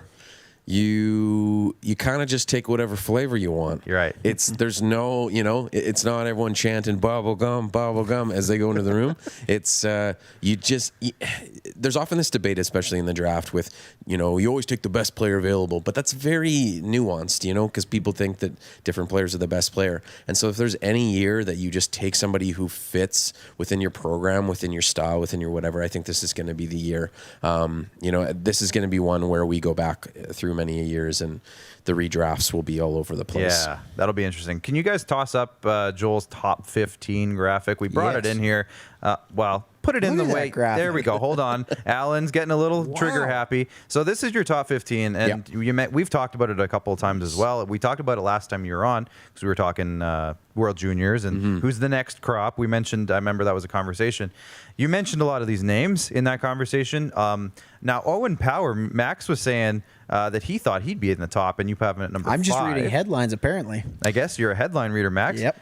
give us your breakdown of this list. Leave it up for a little bit, guys. Okay, so you'll notice that there's a whole bunch of Swedish names that I like. There's 3 guys that play for Michigan. There's a little bit all over the place. So in this draft, like I said, there's no real... If you're looking for a top-line player, top-line centerman, number 1D, for sure guy, it just doesn't exist in this draft. Like, a lot of these guys have either pretty big questions to them or just development to go. And so I think when programs are taking some of these kids, you just have to know that, and you have to go, we know how to work with this type of issue. We think we can bring out the best in this player. So William Eckland is my number 1 on this list. I put this out about a month ago, I think. William Eckland is playing in Sweden. He's been playing in the SHL top-line minutes on a fantastic team. Which is not easy to do, especially for a draft-eligible kid. No, and he's been putting up good numbers, and he's a very unique player in a player that I really like because he's able to create space by his brain, his puck hesitations, his fakes, his movement through the neutral zone, his passing accuracy. He's just he makes every line better on it. There's no real big weakness to his game, but he's not that dominant force for some particular attribute, whether his size and strength or his shot. But he's got a really good shot, a really good nose for the game. I just think he's going to be a fantastic NHL player. He's actually, I think, the only person on the board that I project to be a top-line winger, and I think he's going to be a good winger at the NHL level. Yeah. Simon Edmondson is a guy that has the body of Rasmus Dahlin. He's big and lengthy, that big stick. Some decision-making issues. He clogs himself up too much. Like he just, whenever he wants to activate and really get into the play, he moves in other people's lanes. He does some things, but his speed, his skating is unprecedented for this class. Like he's so fast, and his legs are so long. And then you kind of go down. Matthew Beniers has been fantastic. Jesper Wallstedt, you have him this high because of the rest of the class. If he's in that tier, the same as last year. Owen Power does have some acceleration issues in some places that he's smart, he's skilled, he knows how to do a lot of stuff. There's some stuff that he needs improvement in the defensive zone as well.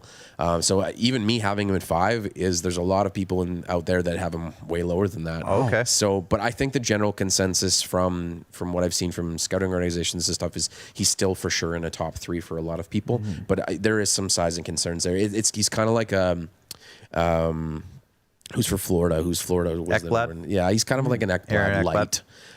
So he's a little bit kind of like that. Fabian Liesel is rising up lists. Luke Hughes is obviously a Hughes, so he's got the mind of a Hughes. He's the third Hughes. Yes. A little bit of pedigree there. The thing about Luke Hughes is that he's really young for this class. Like he's I think he's like an August or a June Kind of birthday Quentin or something. Byfield-ish in terms of a defenseman, right? He's kind of coming a little younger. Yes, and so he's already got the mind. He's already kind of figuring out the game, but he does need some size and strength and stuff. So, but you really like the way that he processes the game generally. And then Kent Johnson's really great. Dylan Gunther, we're still waiting a lot for. Honestly, if I went back, I think I would put Dylan Gunther at 8 and drop Kent down a little bit. I really like how Dylan plays the game. Okay. Brant Gunther's Clark, with the Oil Kings, yes? Yes. Yes. Brant Clark has been playing over in Slovakia, I believe, and it's been a weird transition because the OHL hasn't been going on. He didn't look that great in the first little while. He does have some defensive things that some of his gap controls and some of his aggression in there that I don't like, but he's really figured out the offensive transitions and stuff, which is great for a guy that doesn't speak the language. Like if you watch video and tape on him, he bangs his stick a lot and yells a lot to get people to notice him. And Hey, look moments. at me. I'm pretty sure that's what my coach has taught me in novice. So, I mean, that's the way it's supposed to go. You just go, hey. Now, there's 2 names in your 11 to 15 that stand out to me. Now, last time we had you on, we talked about Atu Ratti. He was top 5-ish early in his projections, and now he's at 12, and who knows where he'll go when the time actually comes. How has he been doing this year with, I'm sure he's playing over in Europe. He is. So how's that looked for you? So because he didn't get on the World Junior team and there was some issues with that, I think, I can't remember what date it was, but there was a shift in his mindset where he just started to play better. Okay. Like once again, people have to take this list with a grain of salt because I think anywhere honestly from number 1 to number 12, I think you're getting similar level? A middle 6, probably second line projectable player or a top 4 D-man. So once again, if you want to take Ratti at 5 or you want to take Gunther at it's just, to me, it's you're taking your brand of ice cream and then just hoping that they turn up that gear a little bit, because Ratti is one that he really excels in moving through space, and so when he's blasting through the neutral zone, he's extremely dangerous. He reminds me a lot of kind of a mold between Jesse Puljujarvi and names always elude me, but the goal scorer from Dallas who's really started to step into his own. But the way that he can step into space and the way that he can fire off shots from multiple angles, he does have good hands. He doesn't sometimes make the best decisions, but there's a lot to like with him. So I think he could be a good second line center. Talking about Hintz? Hintz? No, Guryanov. Of course. Yeah. So, there you go. So I think that there's some aspects there, I think, with Ratti that you're kind of finding a bit of those things with him. And so, yeah, like I said, it's take your pick on who you want to develop. And so the good thing for fans is that you go, oh no, we need to absolutely be the worst team in the year this year. No, you can be 10th and get about as good a player as you did before. You might not get the player that you wanted. Maybe there's someone else that went before, but But yeah, there's a lot to choose from. You can bring us back to the studio now, Jordan. So Chad Isaac is a Flames fan, so Okay. you have something sort of in common there. But I know who he's talking about because his cousin is Carson Wentz, who plays in the AJHL. So his question is, what about future players, upcoming players that we should watch for? And I know who he's talking about. So Wentz is one, but Sure. Is there anybody else that stands out to you in those junior A leagues that you might have seen, heard of, heard good things about? What do you got? Yes. Once again, this is a weird year, so some guys are playing in leagues that they shouldn't be, or Right. that they're in which of. I will just talk about Coolemans. For FC hockey, we definitely have him in the top 20. Personally, I see him as like after that 20, he's definitely an option for you there. He's a guy who I just watched him again the other day, so I have kind of fresh analysis on him. He's really Chad's so happy right now. He's got the size and the strength and the lateral movement and the skating through the neutral zone. He makes really smart passes coming out of the neutral zone as well. So if it's a stretch pass or an outlet pass to a winger, it's really, really fantastic. I think sometimes when he moves into the offensive zone, I think sometimes his vision kind of gets like, I need to do everything here. So when he's kind of zone entry on that. So, but once again, these are just still developing defensemen. And so you can kind of live with that stuff as you kind of move forward. Right. What you're looking for from someone like that is you're looking for good defensive play. You're looking for outlets. You're looking for size and strength. You're looking for really somebody who can help move the puck up on the ice. And Coolemans is great at all that stuff. He does have some work to do in the defensive zone and some work to do in those kinds of things. But he's, once again, I think he, in that like 21 to end of the first round range, I think he's a good project to take on. Darren Slade's commenting in from our fantasy hockey league. That's right. He says, "Good job, Joel. Great list." And he's screenshotting that list. He's going to save it. He's saving it for next year's draft. Saving it for the draft. Well, the reality is once again, we talked about this. If the date changes, that kind of thing, it's all over the map. And I should say, Darren, just because those are the list doesn't mean that's what it means for fantasy hockey. Okay. Just All saying. right. Darren's been bugging me because he beat me the other week, and he's doing quite well right now. So shout out to Darren Slade. Now, you have been known to talk about the Flames. That's right. So you followed them for a bit. We've seen kind of a jumble with them this year. They're 9-9, I think 9-9-1. There's been reports that the culture is bad. There's been reports that Johnny Gaudreau is a problem. Matthew Tkachuk's a problem because he got a puck flip. I almost swore a puck flipped at him. Well, Clark, they did just beat the first place team in the division, so it can't be all bad. I know they walloped them. Jeff Ward's going to get fired. Like, I'm not saying these are actually things that are going to happen. I'm saying there's a lot of talk coming out of Calgary. Yeah. What do you make of this team right now? What are you seeing out of them? So first off, I think with this team, with the thing that fans are frustrated by is just, think back even a couple of years ago when the Flames were really dominating the West, right? And they go into the playoffs and they come up against a Colorado team with a surging Nathan MacKinnon, and listening to some of those guys talk about trying to take the puck away from him, it was just like Rasmus Andersson called him the best player in the league, and he just said, if you're going up against anybody, he's like, you try to guard MacKinnon, you try to take you try to take the puck away We just saw from him. Pietrangelo have that same issue in Lake Tahoe, right? And so once again, like I guess I'm tying that into comments that we've heard from Brian Burke recently, was when you're thinking about your team and the direction of it, you really have to on paper compare it to some of the best teams out there. And one of the things that I think is really hurting Calgary right now is they've held on to some of their first round picks now, but they're a couple of years away. And so with Calgary, this is your team. This is the team that you have. And I think that, a team like Vegas still has like Peyton Krebs coming and a few other guys in their system, Jack Dugan. Cody Glass hasn't really established. Hasn't really stepping into his own too. Colorado just got Bowen Byram.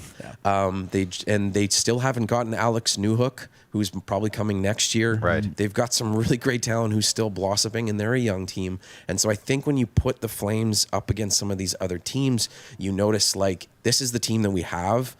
True Living has preached it for a number of years. If we're going to get better, we have to get better internally.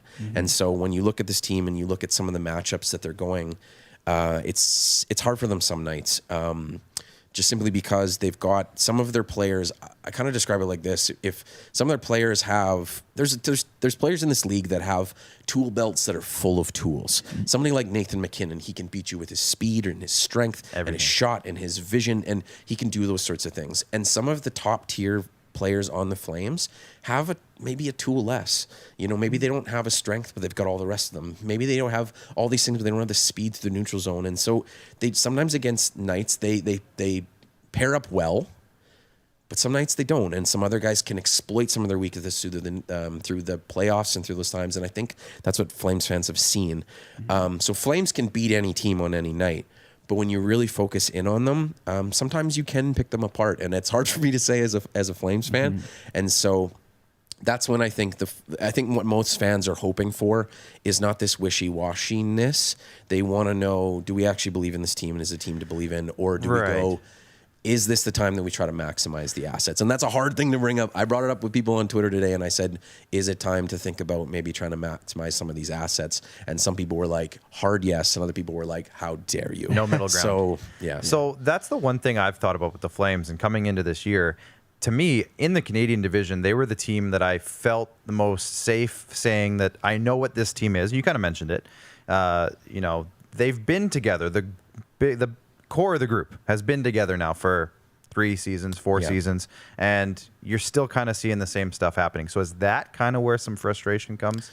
Yes, but once again, when you're talking about like internal growth, I think a lot of their players that they have right now are the players that they are.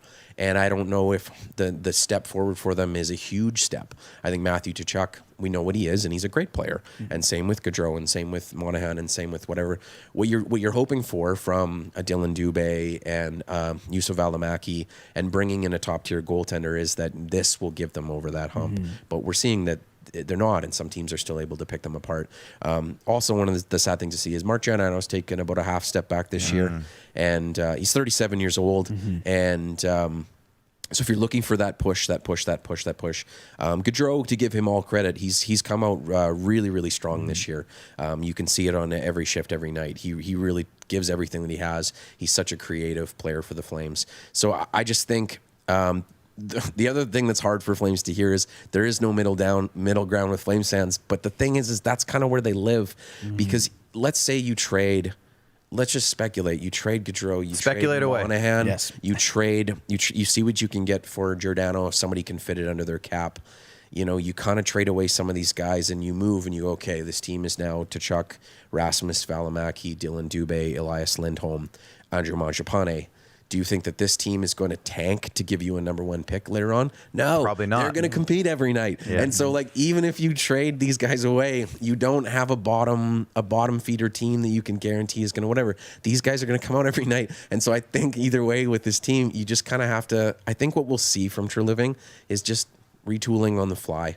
One player out for a player and future assets. Some hockey One swaps. player out. Hockey trades. Swaps, things the like old that. hockey trade. I think I speculated as well. It was just here was a speculation from me, and don't take this for whatever. But if they decided we're moving on, and they said, okay, we don't have confidence that Gaudreau is going to sign. I'm not going to say that he is or not. I would like to see Gaudreau to continually be a Flame.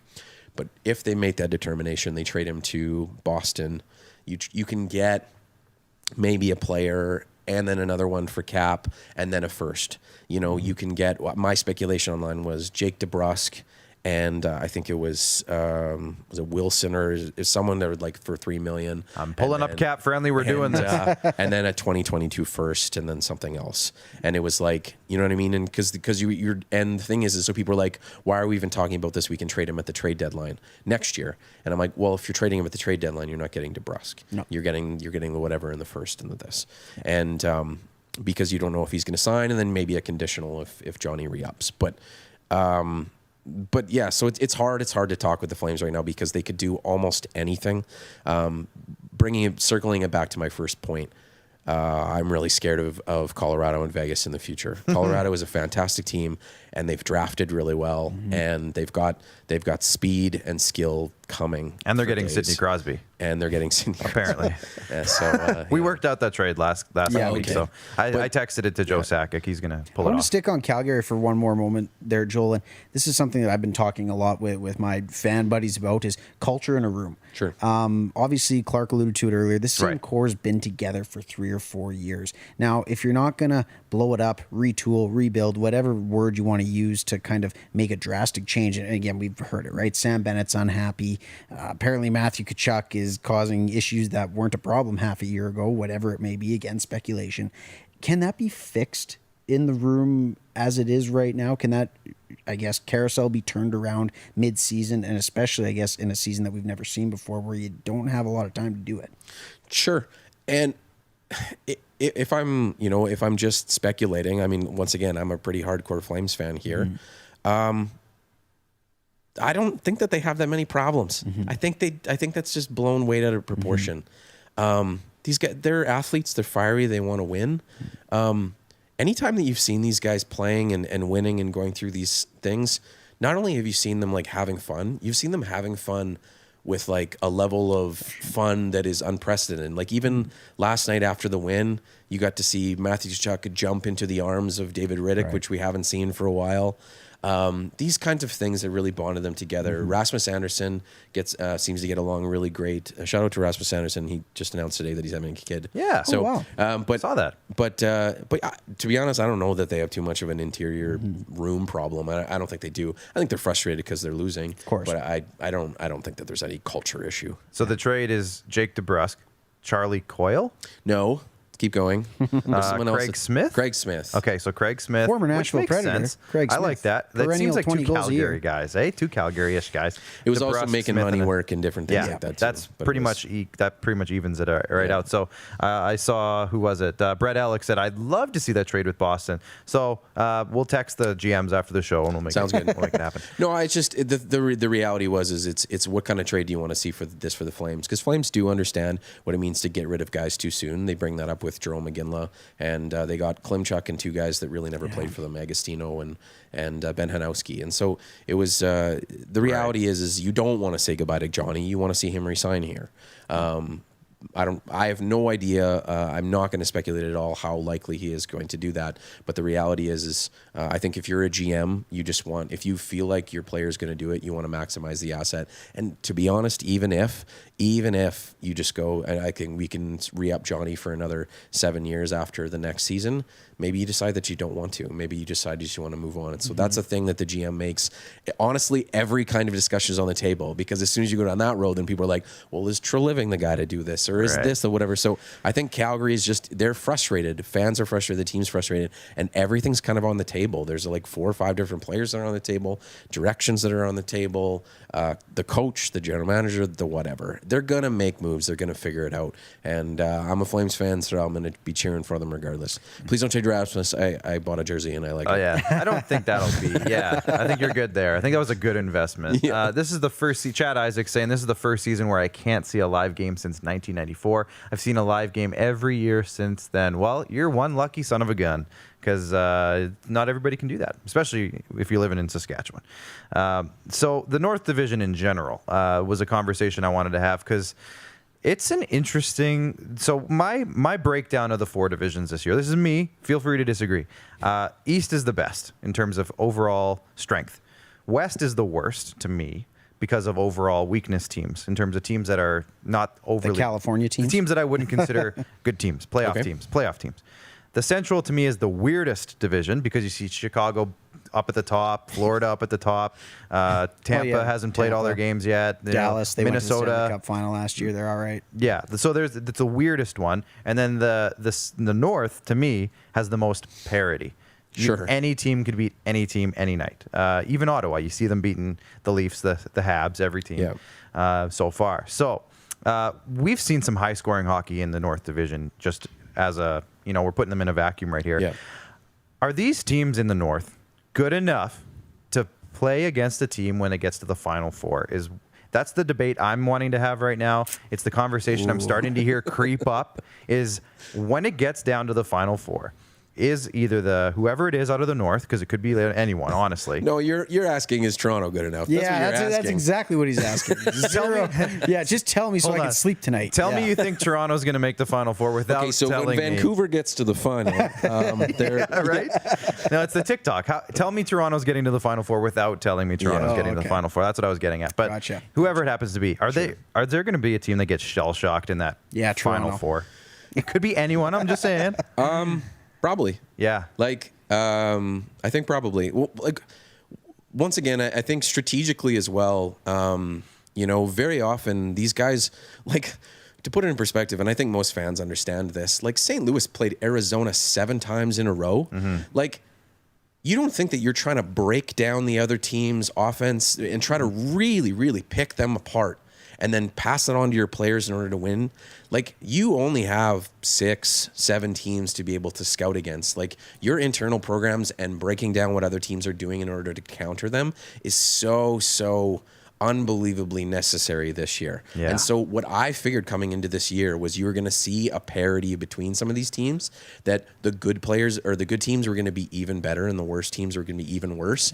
The funny part about the North Division is that all of these teams have been built for like all out offense. That not many of them are counter punchers in the sense of that. And so it's just like, it's just 2 rocket ships rocketing at each other and seeing who flies by the other one on any given night, and it's amazing to watch. It's amazing to watch, Yeah. and it's why, like, I'm in one fantasy league where everyone kind of questioned all of my selections. I picked everyone from the North. I loaded up on North guys, and so it's just like I have Barry and Morgan Riley and Brock Besser, and I just loaded up Quinn Hughes, anyone that I could get this from the North, and I'm doing very well. Yeah. So it's well, four of the 5 MVP candidates are from the North. So so I think once again, it just comes down to matchups at the end of it. Like, once again, you saw in the playoffs, you saw a loaded up roster like Tampa Bay get matched up against a counter puncher in Columbus the one year, right, and they weren't able to get by them because Columbus was able to really shut them down through the neutral zone. They went back to the drawing board, said, we're going to have to go up against Columbus again. We need to be able to beat them. They got some more speed, some more size on the back end. They got some. They really went after certain players and paid a hefty amount to get them, and it made them into a champion. And so they're looking for matchups. They're looking for these kind of things. I think Toronto does match up good against a lot of other teams because their firepower is quite hefty, as everyone knows.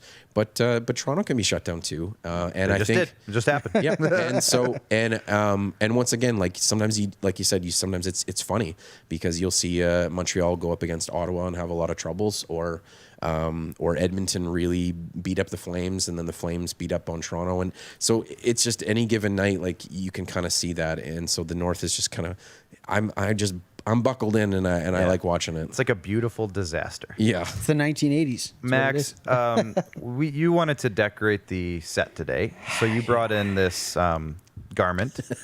So It's beautiful. I know you It really have is. some questions about some trades. I'm going to let you take over. Yeah, and Joel, you may have noticed I checked my phone before I have to ask this question because I haven't 100% given up on my beloved Nashville Predators yet.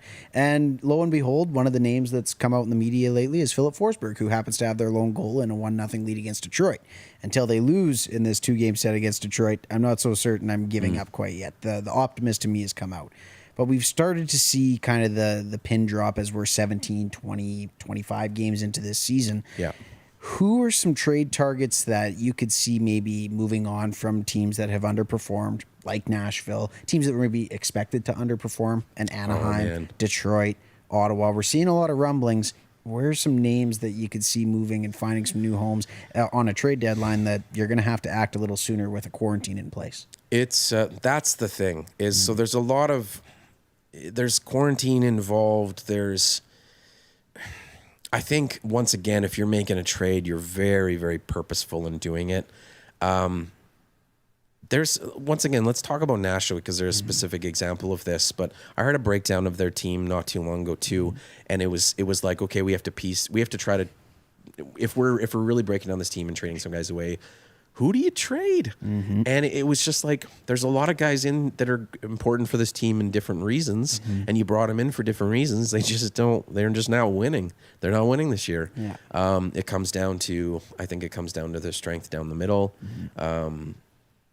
I guess it comes down to a shift in goaltender and UC Saros being, shifting in that way. And Pecorine, I don't think they're ever going to trade him. And so I don't know. It's When you said earlier, can I just cut you off? When you said earlier about the Flames, sure. who do you trade out that allows you to tank or get better? Yeah, I feel like Nashville's almost the same boat. It resonated with me when you said that. The two guys I think that everyone is kind of talking from Nashville when you're putting big fish out there is Philipp Forsberg and Eckland. Yeah. And those are two guys that if you were to go into the discussion right at the beginning, you'd go, okay, well, they're not trading those guys.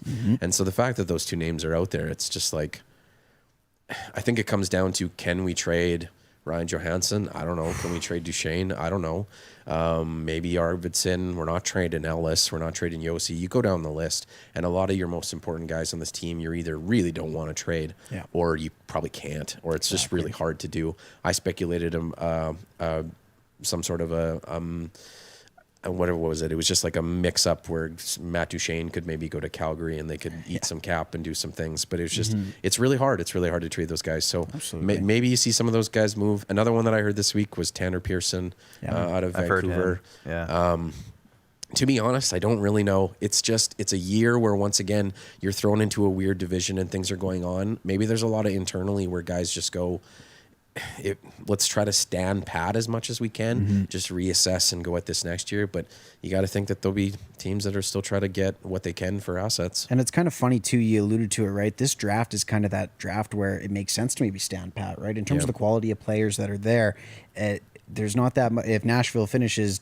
22nd in the league, they're getting a similar quality player that they otherwise would have gotten at 3 or 4 or 5. So to me anyways, when you're evaluating Nashville, that's kind of exactly right. It's, do you trade the assets? Do you keep it, and you grow attachments as a fan too? And it's just a very, very hard place to be, especially after experiencing success too. Well, and to circle back, the start of this conversation was, this isn't the year to tank. No, this isn't the year to just be the worst team in the league and guarantee your spot as a whoever you're getting. Like, once again, if you get Ekholm, you're getting a top line winger, which is nice, or you might get I think a really nice second line center in Matt Beniers. You might get a project defenseman in Owen Power or Simon Edmondson. You will get a good piece for your league. But if you're tanking for just an absolute chance at a star, that's 2022, 2023, 2024 potentially. And it's not this year. And so once again, it just adds another dynamic to teams being like, let's blow it up and get the best pick. It's like, nah, the best pick might end up being pick number 9. Like, I don't know. This is a year. Well, and two, the teams that have aspirations to win this year have their best odds in so many years of getting to that Final Four too. Talking to the Leafs especially again, Canadian teams who they're all spread out and they have to battle every year. But this year, one of them is going to be in the Final Four, and every division is in that boat. So if a team wants to load up, you kind of mentioned, he just wants us to say it, Joel. He just wants. I'm not talking about the Leafs. Are you sure? You want the Leafs to just be like the Avengers super team, where they just trade for a piece from every team, and then they put their cape on and away they go. I love it. Thank you, guys. But no, I feel like if any team wants to go for it, I think they're going to make a move sooner than later because of all the quarantine and all the things. Especially in the north, right, where you have that strict 2-week quarantine. Right. There's that transfer. There's no ifs, ands, or buts about it. If you're an American team trading within the country, you got a little leeway in there, right? Well, and to allude to a tweet that I had yesterday, put out last night, I mean, the Leafs, they need more from Austin Matthews. He had 0 points last night. And if he continues that 0 points for the rest of the season, he's going to get 0 more points. There goes the MVP talk. What'd you get, like 1,400 likes on that tweet? it was like 2,500. Nice. a lot of weird DMs. So, good night at the office. Good night at the office. We're going to switch gears a little bit. We're talking junior hockey again. Now, you've been talking about the Hub City, or however, the Dub Hub. You're all over it, obviously.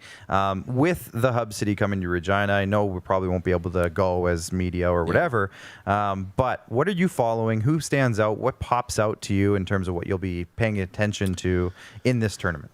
Well, I call it a tournament, but okay. So if people have or have not been paying attention, like the trade deadline is like the 25th. Yeah, it's Thursday. Yeah. So I think everybody kind of going into this is just kind of saying, we're doing this for development. We're doing it for this and that. I think, especially from Saskatchewan, I don't think the teams have necessarily, the strengths of the teams have changed very much.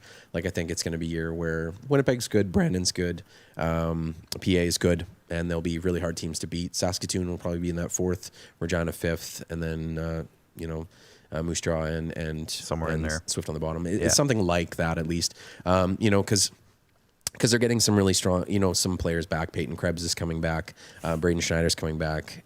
Gooley's coming back. Tristan Robbins, your boy. Tristan Robbins is coming back. Tristan Robbins is coming back. Saskatoon does have an older team, and I think Saskatoon, to be honest, is interesting to me because they have a number of players who were just off of my draft list for this year, and so I think that they have probably 3 or 4 guys in their room who are like, I got something to. I know this is a wash for everybody, but I got something to prove, and so there's some guys that are going to come out with some fire, and depending on what they've done in the offseason for their training and that kind of stuff, there's some guys that might have a chip on their shoulder. So Saskatoon might be a really good team too.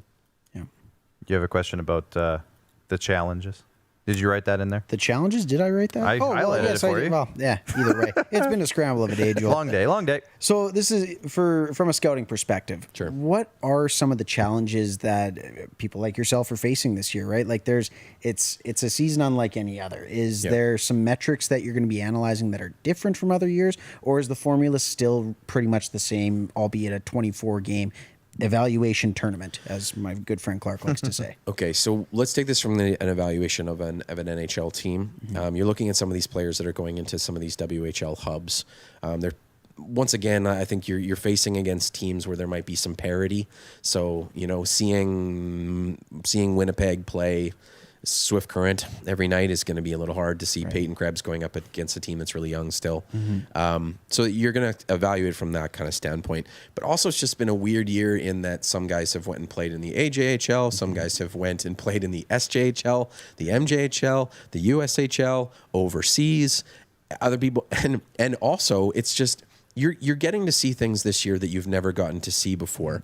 In the WHL, some of the guys a guy that I think was in most people's second round this year is a guy named Jack O'Brien. Jack O'Brien goes to the USHL with a lot of Portland guys, and they kind of struggle. They put him on a second line. They're playing like 15 minutes a night, playing defensively, and so you're thinking a guy that's a really top guy going to play in another league is just going to rip it up, and he's playing a weird role. Cross Hanas, who was a second round draft pick by Detroit last year, goes to the USHL and he has 2 points in 10 games. Coming from a Portland team that was just so run and gun, and you were looking for him to explode. It's a weird year, and I think there's so many things to consider, and I think that's why NHL scouts and teams want more time. I don't know if it's necessarily lazy, but what I've kind of told people is if you are a person who does this for fun and you want to kind of hang your hat on something this season, this is the season to do it, because there's so much going on that's weird that if 5 years you look back and your list nailed it, like give that person any job ever because they were able to see through all the problems and go with it. On the other side of it, it is a weird year as well if you are a WHL team wanting to draft kids for your team as well. Like the Saskatoon Contacts just released 6 games that they played so people could watch. I have the ability through Instat, through Future Considerations, and through other programs to watch a plethora of games that most people wouldn't be able to see from cameras that are just awful cameras. But Saskatoon Contacts is one of those teams that you can't really watch, and so they've got a kid, Berkeley Catton, on their team. I don't know if I'm saying that right, but he's a really, really top end player, and I wasn't able to see him play so far. So now I can kind of go and watch those 6 games, and that's really all that a person can do. You can't watch games that don't exist, and you can't evaluate players when you can't see them play. So it's everyone's kind of in the same boat, whether you're a WHL team or an NHL team or whatever, and everyone's trying to make the best of it. And I think if you're a GM of a WHL team, you've seen some of the trades that have happened so far. Guys going from, like, Brock Gould got traded from Moose Jaw to Portland. I was going to say, one of the American teams. Yeah, and Brock Gould was a huge piece in a trade for them, and he was supposed to be their star goaltender or whatever. He's an American, having some troubles, kind of wants to play in the U.S. I don't even know what they got in that trade. I think it's like Future Considerations. I think it's mid-round pick or and so like I don't even know, but it's those trades are hard, and you want guys to play, and I think most GMs are kind of like, we're going to do our best to make sure that everybody can play, and everyone can kind of do as best as we can with development. And because you're still seeing, the MJHL canceled their season, BC still doesn't quite know what they're doing. So there's like, as much as we're like, yay, WHL, like, I don't know, there's a lot of uncertainty. Yeah. So sorry, you go ahead. I got one more quick one, just from the scouting perspective, Joel, because I'm fascinated by it. Sure. Don't know if I'll ever get into it, but at the same time, I was listening to a podcast, 31 Thoughts, might have heard of it. Blake Bolden was recently on, I don't know if you caught the episode or not. I think she just gave an absolutely articulate breakdown of what it's like to be in her position as a new scout for the Los Angeles Kings. Now, she kind of peeled back the Iron Curtain a little bit, so to speak, of her process and how she breaks things down. Again, is the formula pretty much the same for a lot of scouts, or does everybody kind of have their own kind of way to evaluate? So when you say you've got 6 games to watch from the contacts and a certain player you want to watch, are you keying on their shifts and fast forwarding all the scenes that you don't want to watch? Again, don't have to break too much of your secrets, but I'm just fascinated from that perspective of what it's like. I think just kind of see the metaphor like a camera. You just really, really widen the lens to start. Gotcha. And then as you're going, you kind of narrow it on. Like there's been a running joke even online as well. Like, cause there's some guys that put out lists, draft lists that are like 250 names long. And I mean, I've never seen a draft list from an NHL team, but I don't think they're that long. Like, I think they're 100 names. Yeah. And like, if you get to the point, I just don't think any team gets to the point where they're in their 6th round and they don't have any names left. Right. Like, I think everybody just sees different things in different people. I also heard someone describe the draft in this very comical way that I thought was great, is first round players you believe will play and be good on your team. Second round players to third round players, we think they'll play. 4th round is, you think they'll play. And 5 to 7 is, we hope they'll play. And so it's just, that's kind of their approach of like, that's why people swing. You know, there's some people that criticize as well, or where, you know, maybe at the middle third, you go, I don't know if this guy's got the ability to play here, but he's got the size, and it's because their teams are looking for guys that are going to play. They all have their different scouting mentality. But once again, I think scouting has changed a lot. I bring up that analysis because it's simplistic and really comical. For sure. It's not how I make my list, but yeah. So you start off with just kind of a really wide lens, and I think that's the difference between online scouting and scouting in person is because when you're watching a team, if somebody on the ice jumps out at you, then they jump out at you, and so guys that maybe you didn't see in the first half that have a great second half, and they start to kind of pile on some of the skills that are going there. You know, you can widen the lens a little bit more, and so if you're just watching video, I think the danger is that you focus in too hard on the camera and you don't widen it enough, and there's guys that you miss. And so if you're watching a USHL team and boom, but you don't see that defensive defenseman who's really good and has some of those abilities, I think teams are they're afraid that they're going to miss people. Great analogy. So my phone's like blowing up right now. I see some comments coming in. Our screen's a little messed up right now, but I think the Habs just got screwed. The Senators just beat them in overtime.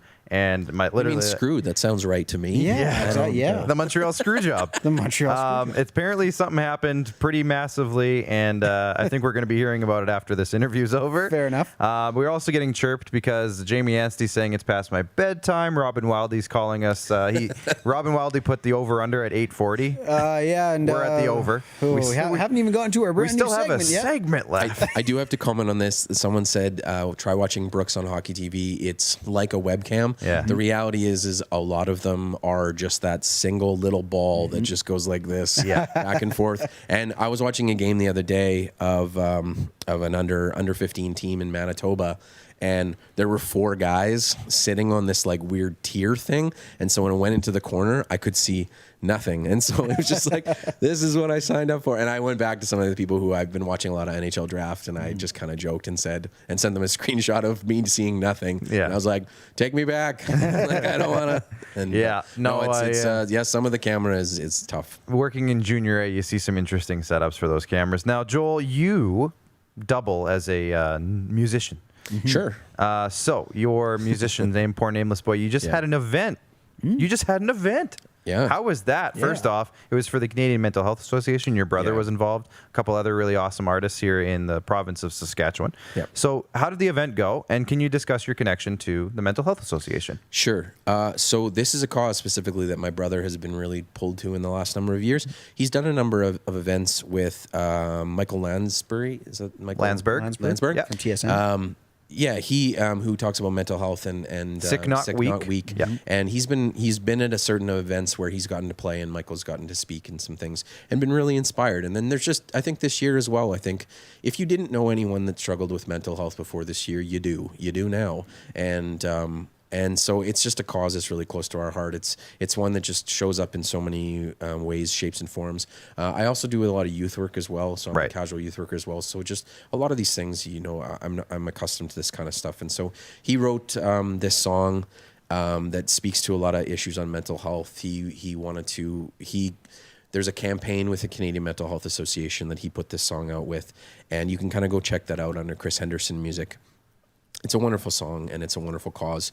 And so he just kind of wanted to do an event to raise awareness for that. And then we just took donations, and all the donations went to Canadian Mental Health Association. Awesome. I think the count ended up being, I think over $1,000 for it. And we had myself, Blake Berglund, JJ Voss, Megan Nash, and my brother play at least one song and kind of go on. We submitted videos and stuff, and they did kind of a live stream from my brother's basement. So it was a wonderful cause, wonderful thing, and I'm really proud of him for going forward with this. And once again, if anyone else just wants to make a donation to Canadian Mental Health Association, you can find that on their website. That's awesome. Yeah, super awesome. I'm glad you guys did that. Now, Emery Wolf, I see commenting a couple times. He did throw out a question earlier. I'm just going to say it. We don't have to answer it because I think it answers itself. I'd like to talk to Joel about why the Oilers have only had one first-round pick work out really well. And were they bad drafts, or did the Oilers do bad work? And why is everyone mad at the Oilers for getting picks? So like I said... For getting picks? For getting the picks. So like winning the lottery and stuff. Everyone jokes about how they win the lottery all the time. And so I don't know if we want to really get into that right now. Okay. So we'll be here for 45 minutes. I will say a very quick couple things. Number one, the reason that people are mad against people who won the lottery all the time is because when you come out as arrogant, we all go, you didn't win this. This was a consolation prize given to you. Yeah. Number two, I think that they've taken swings on players. Once again, when you come back to this debate on, or do you take the best player available, or do you take the player that fills the need? I think they felt that the players that they took were both. Mm-hmm. And so there were a lot of people at those drafts who felt like when they took specifically Broberg and Evan Bouchard, they were looking for an offensive defenseman to fill this gigantic hole that they'd been searching for years. Both of those players are good players, but time will tell if they reached too far. Mm-hmm. Evan Bouchard is starting to make an impact on the team, which is good.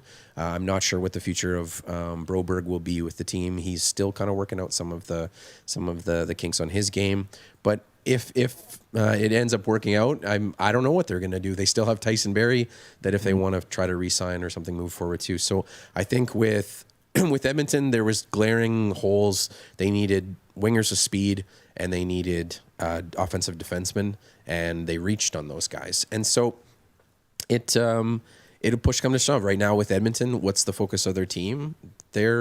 They can score 7 goals on you, but unless they score 7 goals on you, sometimes they might lose those games. Mm-hmm. So you want to kind of bring in guys that are more two-way and stuff. And they've done a good job, and they've gotten some guys to really have an impact.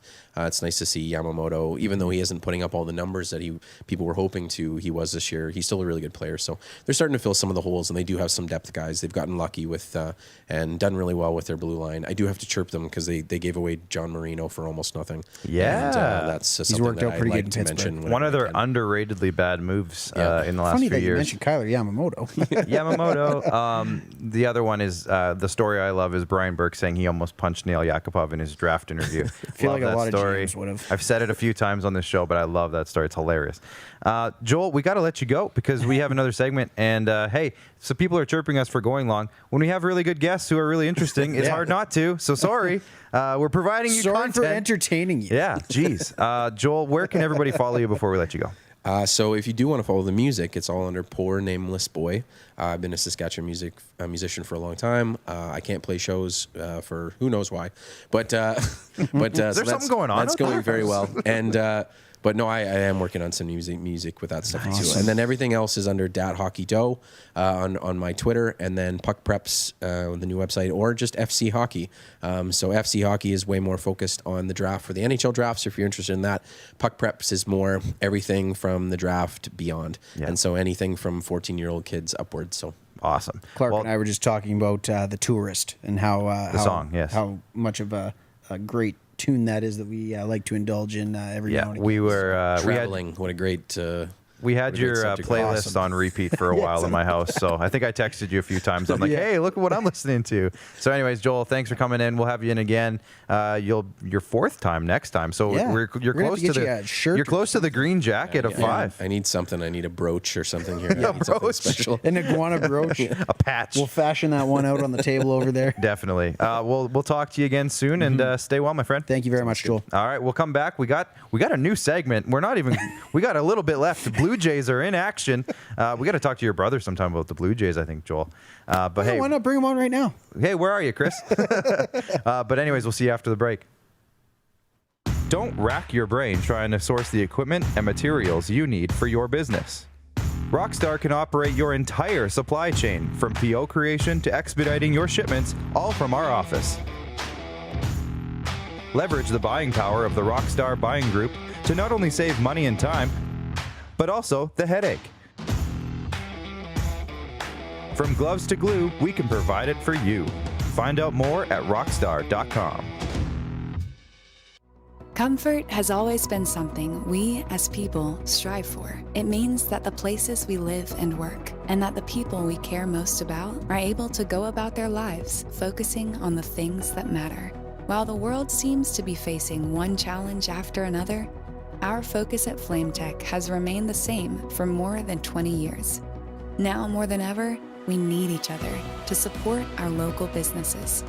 As an industry leader in combustion services, we are proud to attend to the needs of our communities and support the local economy. He's covering everything that matters to you. It's the Rod Peterson Show. Tune in live Monday to Friday, 10 a.m. to noon to catch the show live and be a part of the action. Take control by commenting live and sharing the show with your friends. Everyday hoop life.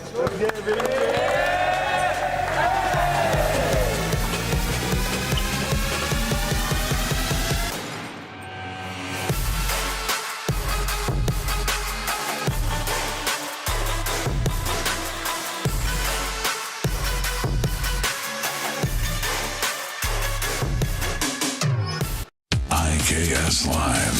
IKS Live. Western Canada's premier production services company. LED sign rentals. Video production. Event management. Look no further than IKS Live. Visit our website. IKS Live. Always the best seat in the house. IKS Live.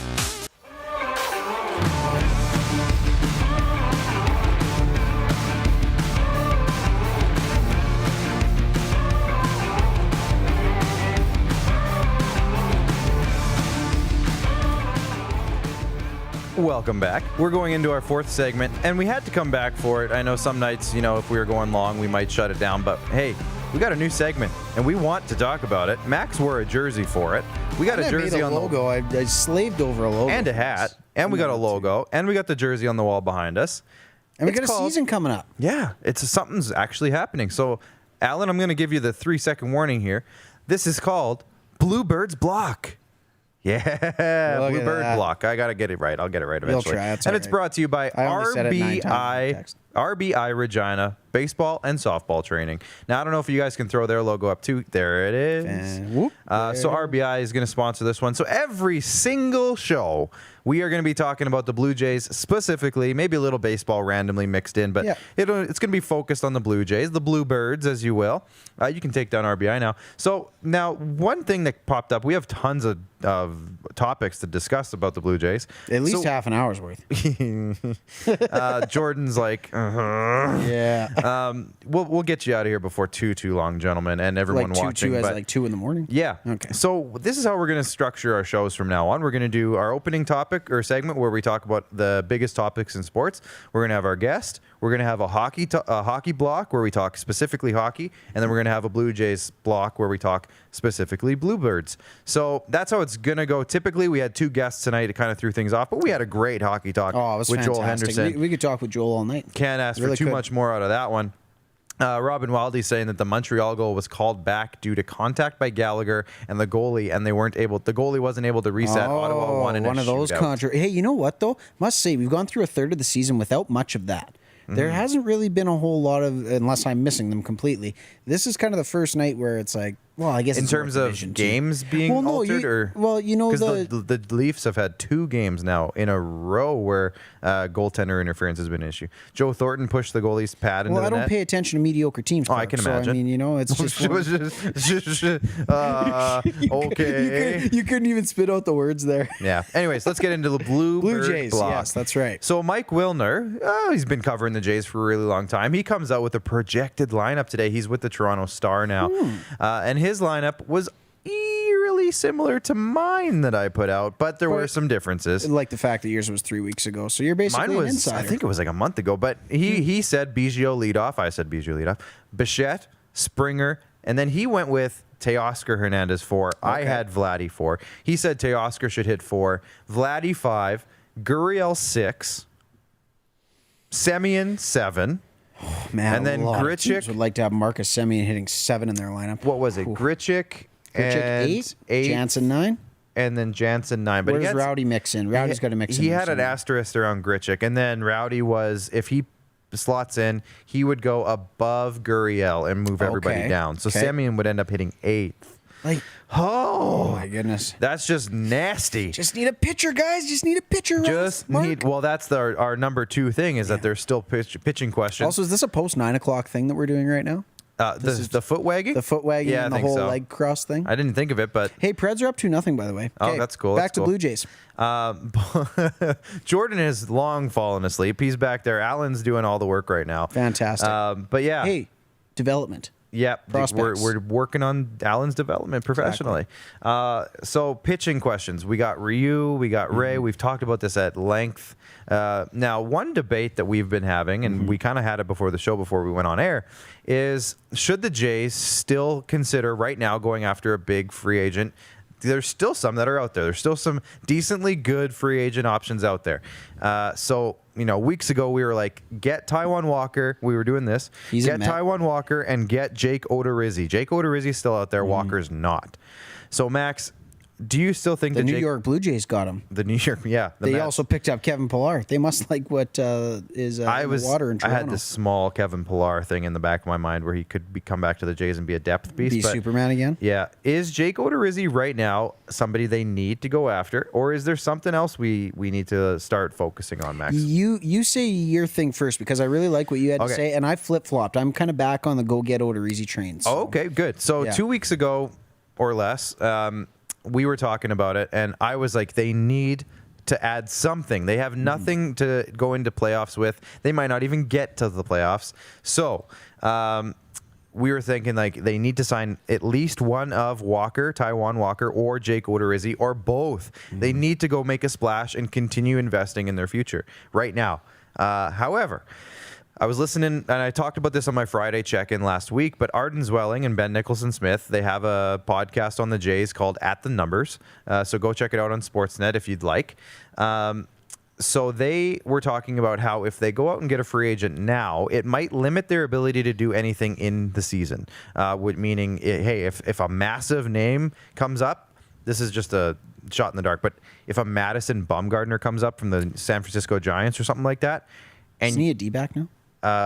did he go somewhere else? Anyways, if a name like that comes up, it doesn't matter who it is. Right. And he's a big money guy. He's a big impact pitcher.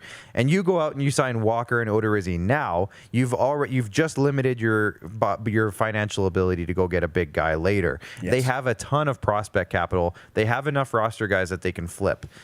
So their argument was, it's maybe actually better now to see what you have, because Odorizzi and Walker, let's say, now this is getting into advanced statistics, but their wins above replacement. Let's say it's like 1, 2, or 3.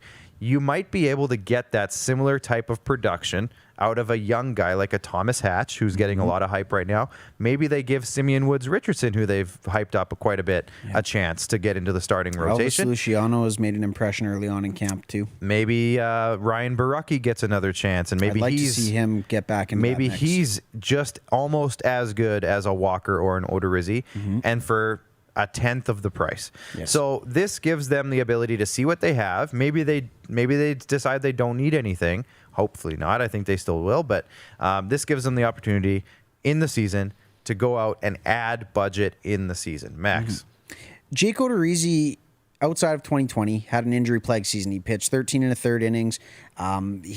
He was hurt. But the 3 years previous to that, Clark, you know what his combined ERA was? Just over 4. Okay. Which we were talking about earlier. The 4 is kind of like the new 3, or at least 3.5. That's a very, very good number 2 behind Hyunjin Ryu.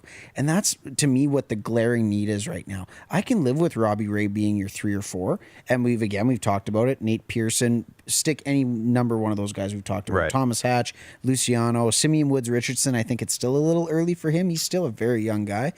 Great that he's having early impressions in camp. That means he's progressed. That's a very good thing. Don't know if he's ready for the big leagues yet. And then we still haven't even talked about Nate Pearson.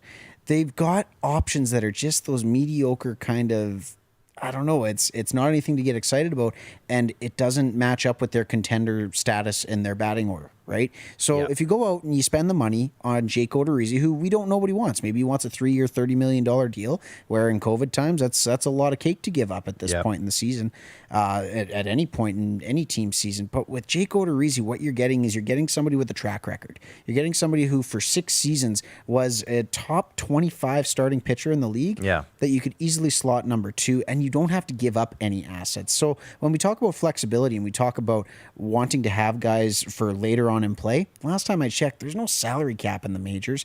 And if the Jays are winning, they're still going to have some money from some sources. It might not be ticket sales, but if they continue to play in Dunedin, hey, anything goes in Dunedin. Last time I checked too, 1,300 tickets are going to be selling per game in their new TD ballpark complex, which we'll get to later on in the segment. Yeah. But if you go get Jake Odorizzi, it costs you nothing out of your prospect pool, only dollars and cents. And again, in a time where, as I alluded to last episode, dollars make sense.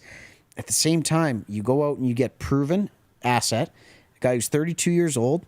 Maybe he wants a 3-year deal, like you said. Limit, see if he struggles.